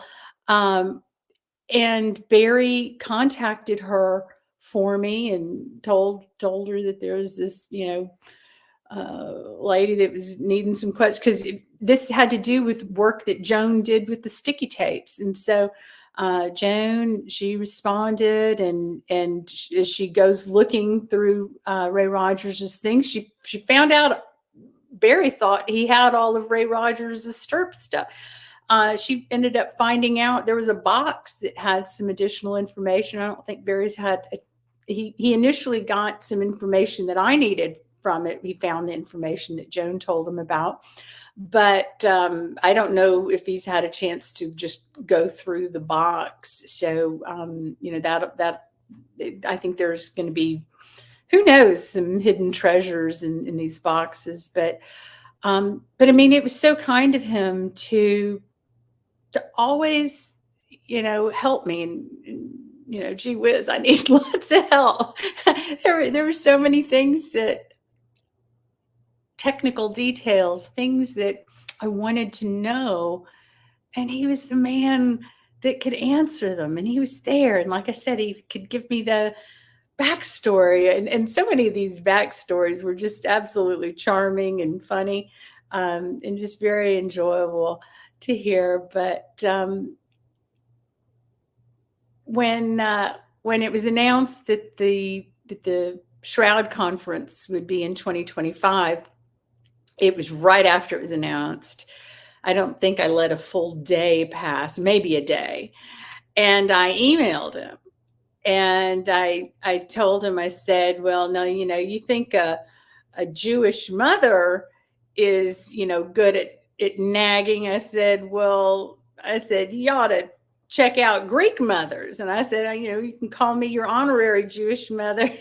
I said, I'm going to wage a campaign to get you to come to the Shroud conference in 2025. Because I said, you're the heart and the soul of Shroud scholarship. And it would be I've never been to a Shroud conference. This will be my first. And I was like, I can't imagine it without Barrie Schwortz there. And that's when he told me that he was having, you know, kidney failure, and was going to be going into the hospital. And so I knew about that just because of that email question. But he was always a man who was so eager to help people. And he had a life well lived. And I close with what he always said, which is warmest regards. Thanks. Thank you very much, Teddy. That was very beautiful. Thank you. So at this point, I want to move on. Look, Barrie wasn't just here for people on the pro-Shroud side, people that believe that the Shroud was authentic. He also meant a lot to the Shroud skeptics as well. So, and with that, we happen to have one in the audience here, Hugh Fery. So I'm going to give it over to you, Hugh, to give your take on Barrie. Thanks very much, Dale. That's very kind of you to ask me to join in. I first met Barrie, as Arif will know, in connection with the Jalsa Salana in 2015. And in fact, I'd emailed him because I'd heard that he was coming across to England, and I said, would it be possible for us to meet, because I wanted to ask him one or two things.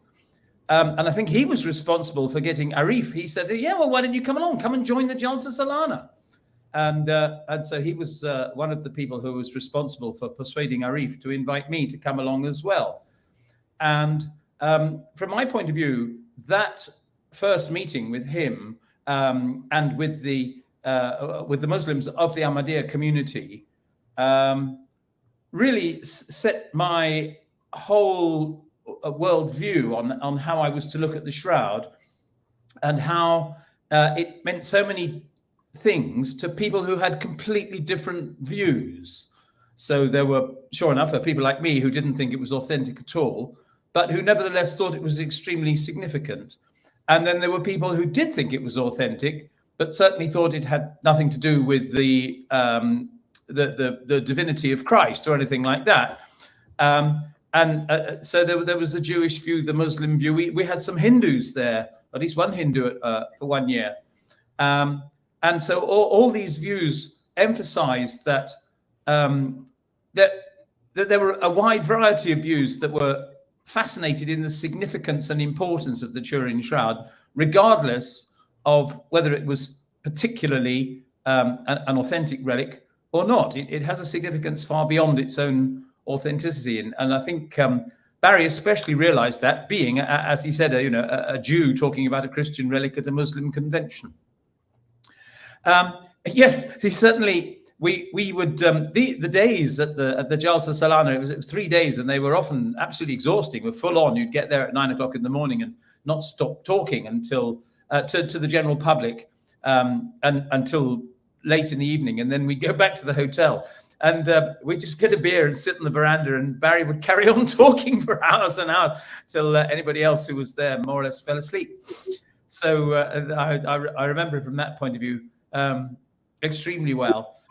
From my point of view, especially, he was very interested in the facts and the science of things. He wasn't.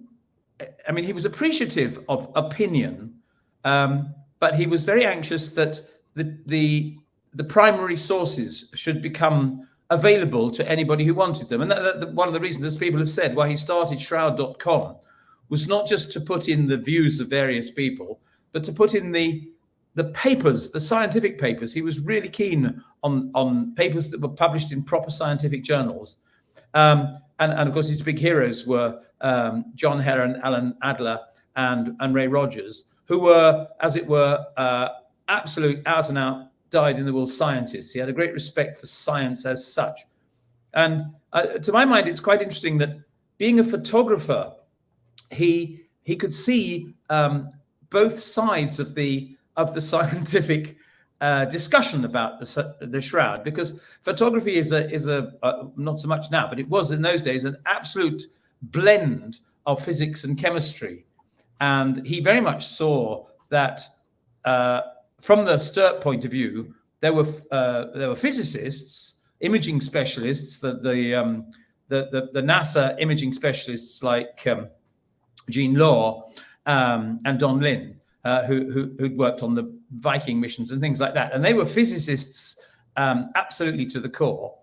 And then you got your chemists on the other side. And of course, Barrie sort of did all his own photography work for a very long time, involving chemicals of this and that. So he very much appreciated that these people were scientists. They were not people necessarily who published opinions. They were people who published observations. and I think he was very keen on that. And the only time when he ever emailed me to say, look, you know, you've got one or two things wrong here, they were never that he didn't approve of my opinions. He said you can have whatever opinions you like, but if you'd made a factual mistake, then he would correct that, and he was nearly always right. So that was his value to me was that he was always there to set up, you know, just particular inquiries that I made, like whether this or that photograph was a UV photograph or an ordinary light photograph or something like that. I was particularly grateful to him because it was something that I don't know that he bothered with a great many people to send me the files of all the Nitowski slides, the slides that Joseph Kolbeck and Eugene Nitowski made of all the sticky tape slides, and there are something like 200 photomicrographs of those, and they are absolutely fascinating, and I've studied them at enormous length. And you know, he was as willing to share them with me as he would with anybody else who shared his opinion of the Shroud, and that's another reason why I shall be extraordinarily grateful to him. I had the privilege of being there when he gave his address to the Caliph. Indeed, we met the Caliph of the Ahmadiyya Muslims a couple of times, and which was an enormous honor. But while he was there, yes, talking, arriving on the podium with all these people sitting in front of him, and all the politicians who'd gone before with their typewritten speeches, suddenly looking up and seeing the huge banner at the back of the auditorium saying "Love for all, hatred for none." And I think in many ways, I won't say he changed his mind. He found that particular slogan encapsulated all the feelings that he had about his fellow man. And I think from that point on, he had a particular affinity with the Ahmadiyya Muslims. And he concluded his speech by saying that, you know, in America, we don't know enough about the Islamic movement. All we know is about 9/11. And he said, all we know in America is the bad news. And you are the good news. And that was tremendously popular amongst his audience, of course. But it also rang, and I'm sure he must have known about that. It rang particularly well with Christians who I mean, the word gospel means good news. And I think he wanted to spread a gospel of love for all, hatred for none, fellowship, understanding, and tolerance, and so on, which made him a very special person, quite outside the realms of Shroud studies. So yes, he meant an enormous amount to me. I don't think I want to say a great deal more, otherwise I'll just repeat myself. All right, thank you so much there, Hugh. And at this point, I think we've covered everyone that is here live. But as I said, there were some people who, such as Pam Moon and others, who weren't able to make it. And I just want to play their clips so they can give their take on Barrie. So let me bring that up on screen. Okay, we'll make that full screen. Perfect. So are you guys seeing Pam Moon there? Yes. Yep, perfect. Okay, so yeah, I can see her. Awesome. So here's what Pam Moon had to say about Barrie. Dale, thank you so much for letting me speak about Barrie. It's such an honour to be able to do that. He was such a great man. And I just want to tell you a few of the stories of my dealings with him, my relationship with him, and just to say what an incredible influence he's been over me and my walk in the journey of sort of telling the story of the Shroud. So it started in 2008, and my mother had seen an image of the Shroud, a life-size black and white, of the front of the face down to the feet, and it had a huge effect on her. And I'd started to do some talks on the Shroud, And I thought, well, if I can get hold of a black and white like my mother had seen, it might have the same impact on them as it did on her. So I wrote to Barrie. I'd looked everywhere to see where I could find a copy of this, and the only place I could find was Barrie. And I wrote to him, not expecting a response. And of course, he wrote back immediately, as he always did. He worked so hard, I can't quite get around how hard he worked. But anyway, and he said, yes, you can have a black and white like I've got, but I've also got a life-size replica as the shroud looks like to the naked eye that's 15 feet long. Would you like one? He'd made 4. So he'd made one for, I think, for Colorado. One went to New Zealand to an exhibition where I know that 10,000 people visited. It then went on to Manila, where I think hundreds of thousands of people probably went. And Barrie said that he was a bit overwhelmed. I think they treated him a bit like a rock star when he went to Manila. And then another one went to the underground church in a persecuted country. And I got the 4th, which was such an extraordinary honor. And I remember opening it up, the black and white and this life-size replica, and I remember crying. It was so beautiful because Barrie was such a good photographer. I mean, he was a young man when he was chosen to be the official photographer for Stirp, but my goodness, he had the talent. You know, and so I put together an exhibition because the big shroud was too big to just take to talks. And then my journey with the Shroud exhibition started, and I've been blessed to take it to lots of different places, to Westminster Cathedral in London and to Dublin Cathedral and various other places. And what I wanted to say really is that Barrie's image of the Shroud of Jesus has gone all over the world, and it's been seen by thousands of people. And I think that there is a difference between seeing it in its fullness, its entirety. You know, I find that people will stand in front of it and weep, or they'll just be amazed, or their jaws will drop open with astonishment. I didn't know it was that big. You know, all those sort of things, and we owe so much to Barrie in terms of promoting the Shroud around the world. Okay, so the next thing was I went to a conference in 2012, and David Rolfe, the great filmmaker on the Shroud, mentioned something about the carbon date being like a dead hand on people's interest in the Shroud. And so I started researching the carbon date and what had gone wrong, and I made a model, and I folded it to try and understand the water damage, the fire damage, all the different things, not the image itself, but just the cloth, what was wrong with the cloth. And started a correspondence with Christopher Ramsey, who was the head of science at Oxford, who he wasn't involved in the carbon date himself, he was a witness to it, but he then became the professor in charge of the department. And in that correspondence, it turned out that they had photographs of their Shroud and the sample that they'd tested. And so I put a Freedom of Information request to get that information.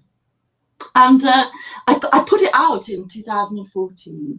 Now, Joe Marino had organised a conference in St. Louis in 2014, and I'd like to go, but didn't have the money, and just thinking about it a lot. And it was a Sunday, and the conference started on the Thursday.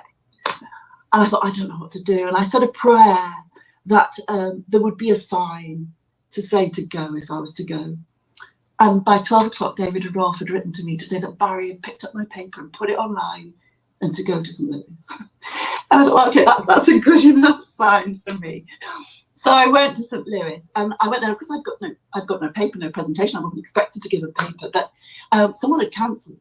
And so 15 minutes I was allowed to speak on the Oxford photographs, but I had no presentation.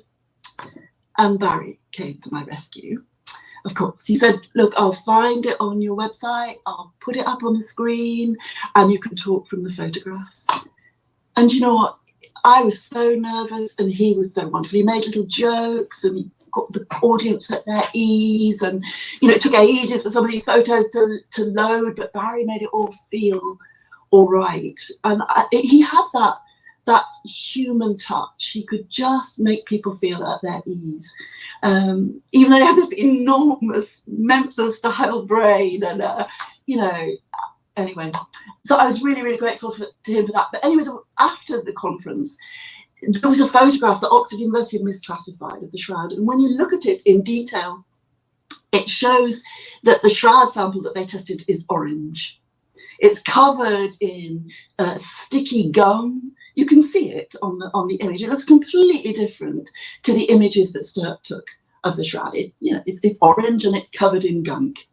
So I met Barrie and Joe and Bill Meacham, and together we sort of we delved into Ray Rogers' archives of what he discovered about what was on the carbon date sample.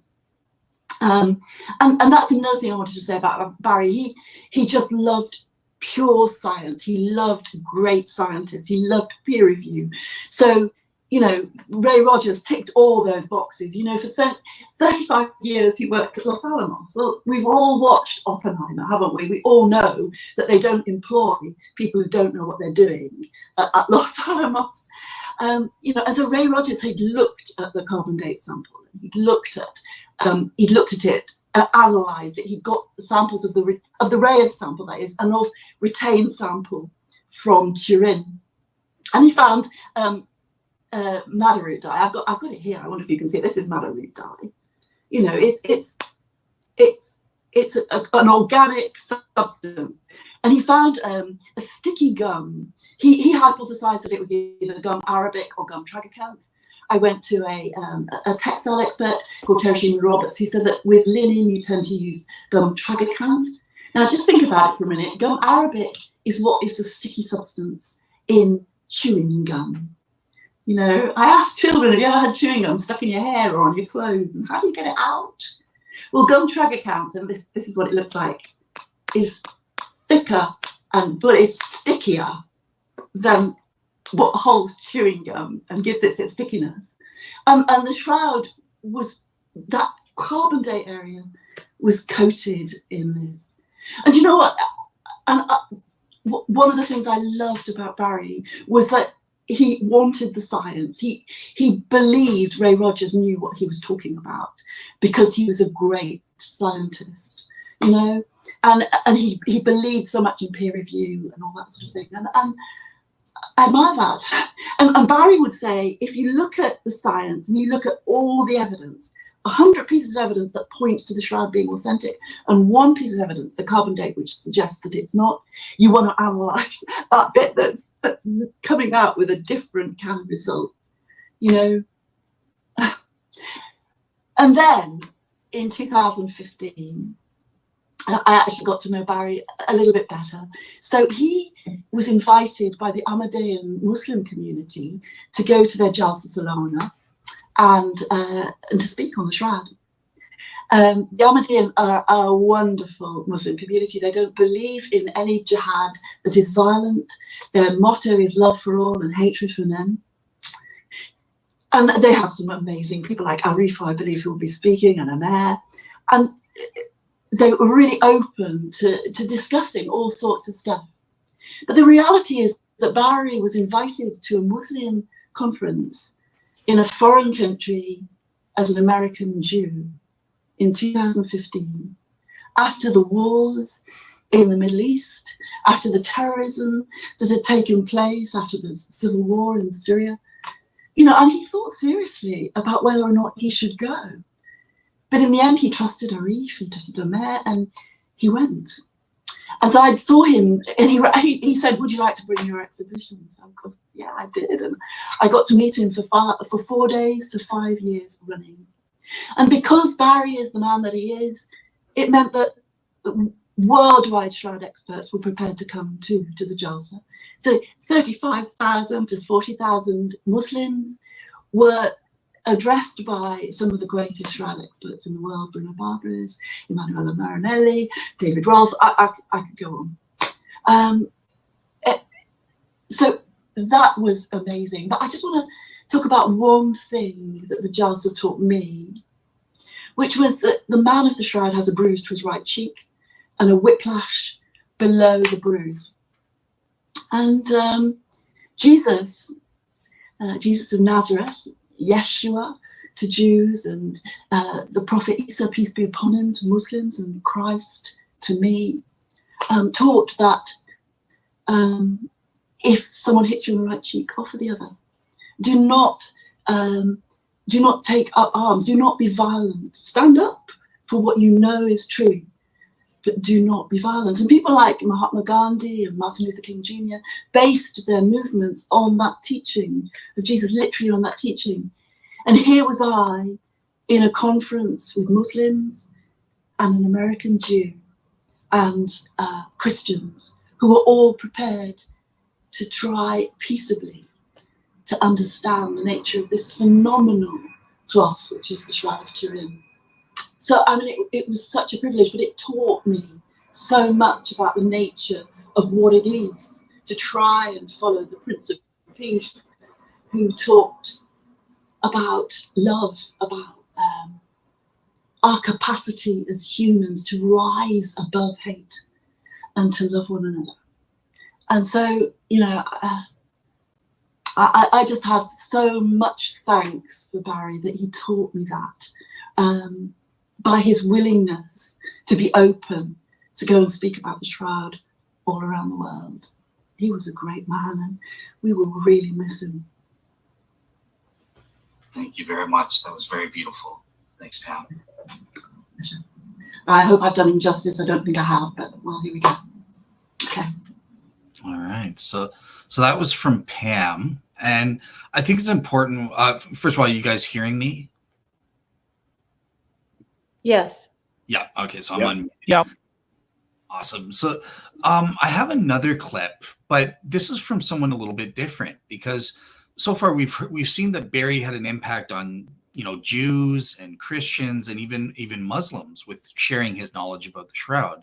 But it's important to note that, look, even atheists and agnostics got a lot out of what Barrie had to offer. So I just want to play a clip from an agnostic named John Loken, who believes, in large part because of Barrie, that the Shroud is authentic. So here's a clip of John Loken giving his speech.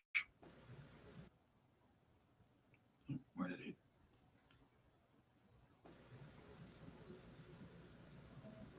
Go ahead. So, hello there. Yeah, my name is John Loken, and of course, Barrie Schwortz, he left us just 3 weeks ago, approximately. Left us too soon. It went very quick, unfortunately. He was truly a great figure in the Shroud field and an objective defender of the Turin Shroud. He's probably the best ever, I would even say, in my opinion. He defended the authenticity of the Shroud, but also simply the mystery of it and respectably as a great historical mystery. And of course, he was a warm and funny guy. We all knew him for that. Little personal anecdote. I first met Barrie almost 20 years ago at a Shroud conference. I was new to the field, had never met anyone at all. And I came down one morning in the hotel elevator, and the door opened, and there was Barrie Schwortz. Talk about welcomes. That was just terrific. He was friendly, of course, casual, and we talked a bit and then went into the conference room. Such a nice surprise to meet, first off, a world famous figure like Barrie. I had been investigating the Shroud for a couple of years before then, and I barely knew of his shroud.com website because I didn't have internet access at home, and I was mostly using the Bible, reading the New Testament and a couple of older books on the Shroud that I had found. So I was relatively new to it. Anyways, the conference was excellent. I met many other great Shroud researchers, experts, and so on. But I was surprised that almost everyone there seemed to be Christian. And when I was planning to come, I didn't expect such an overwhelmingly Christian audience. I myself, I'm agnostic. I was back then as well. And I was fascinated by the Shroud. And I assumed that a lot of other people like me would be. So it was a bit of a surprise to find not much of a mixture of people there. So in that regard, Barrie was very welcome to me because he was more in my grouping, you could say. There he was, a Jewish guy. He did not believe in the resurrection of Jesus. And he was perhaps mildly religious himself. I I never really figured out what his precise stance was. He often called himself a secular Jew, but there was perhaps some mild religiosity to him as well. So we were kindred spirits in a way. We both shared the view that the Shroud was authentic, derived from Jesus in the first century. We shared the view that the image formed naturally, and that the body was dead. It was not live, not comatose, like some people theorize. So that's our basic similarity. Funny enough, though, or oddly enough, over the following years and decades, I rarely ever communicated with Barrie. There just didn't seem to be much reason to. I knew that I was a small timer in the field, newcomer, and Barrie was a giant and very busy with his Shroud.com and other commitments. So I didn't want to steal his time. We did have a couple of interesting telephone conversations, long ones too. Barrie speaking 95% of the time on autopilot. He was quite wordy, as everyone knows. So there's that. His communication style was excellent, of course. Everyone knows his written communication, just perfect grammar, perfect spelling, and so on, and always a calm manner as well. He generally avoided controversy, a very, very diplomatic man. Could have been a diplomat, a true diplomat somewhere or another, but he chose to be the ambassador for the Shroud in a way. He was a great host, organizer, speaker, but he could be brave and bold too. His theory of the natural image formation process was not a very popular one in the field. So he had to kind of walk a tightrope in that regard. Barrie was a bit of a mystery man to me as well. I recall one revealing encounter in Columbus in 2008 when several of us were talking out on the patio, and an idea suddenly popped into my head, and I wrote it down and put it in his chest pocket.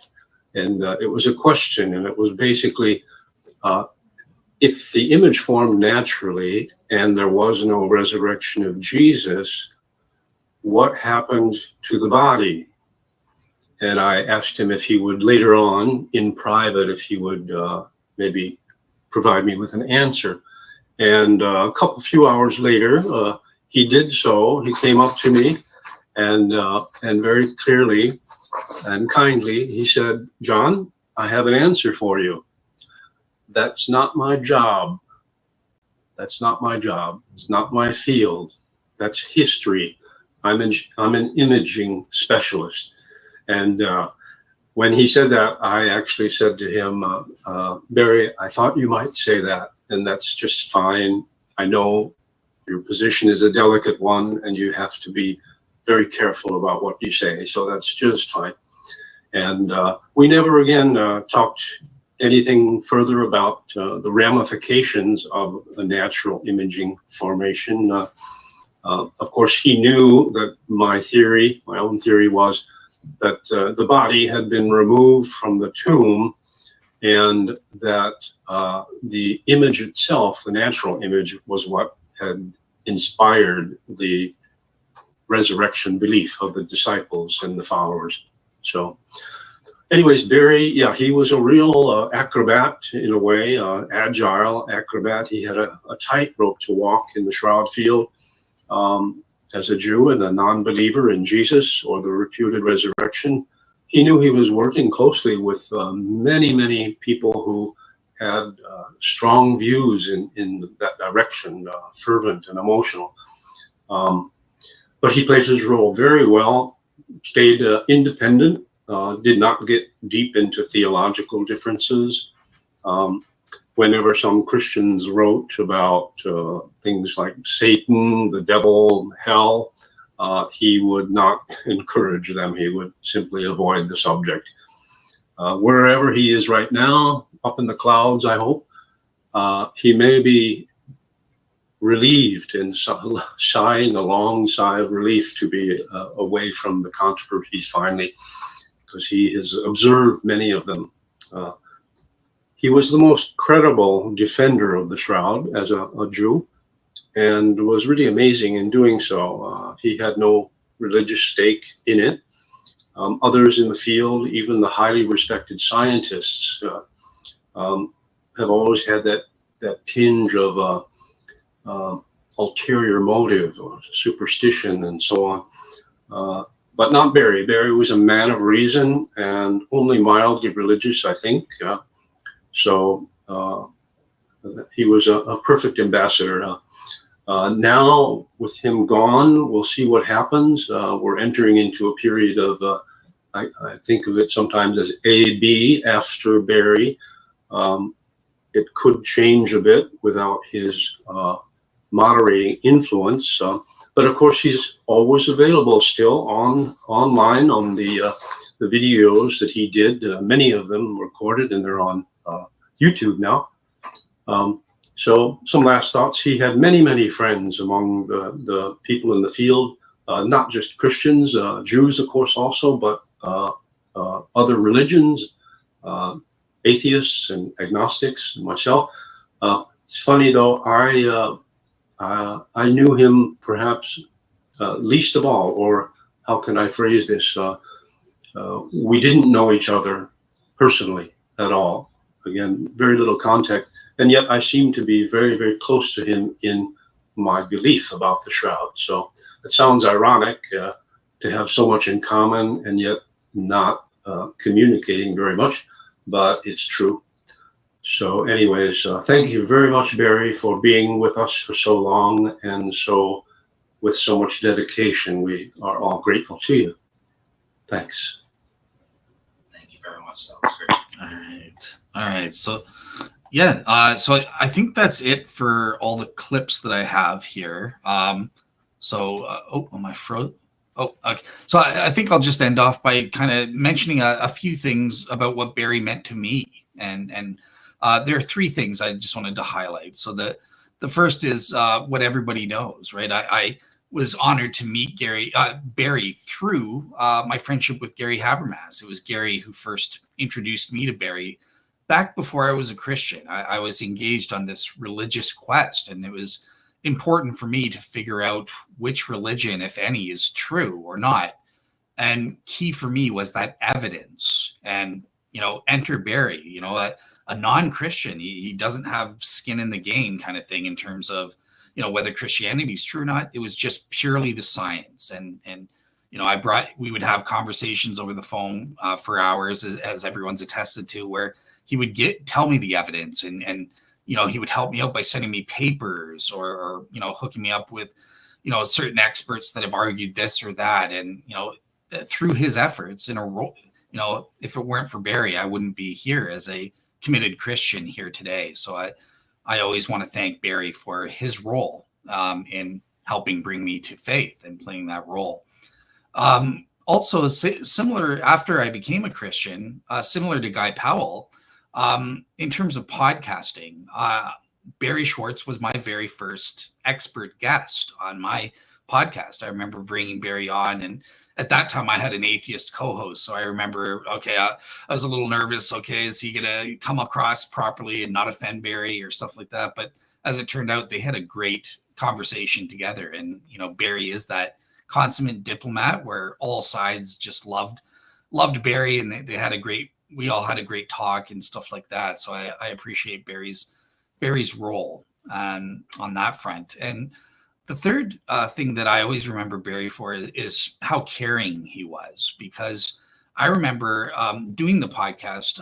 So I'm friends with a Shroud skeptic named Nicholas Allen. We have mutual respect for each other, and he's supported me by sending me sources when we address his proto-photo hypothesis. But when we first met, it wasn't so friendly. So we met by him basically threatening to sue me for a show I did critiquing his proto-photo hypothesis there. And I remember kind of freaking out. This is my first, legal threat. So, okay, did I do anything wrong in that? And I reached out to Barrie for help, and he was very helpful, even to the point of saying like, look, you know, you've done nothing wrong. I have full legal permission for the photos. And he was even helping me to hook me up to a lawyer friend of his in Ontario. So yeah, he was just there for you. You know, when you needed him, no matter what it was, he would do everything in his power to help you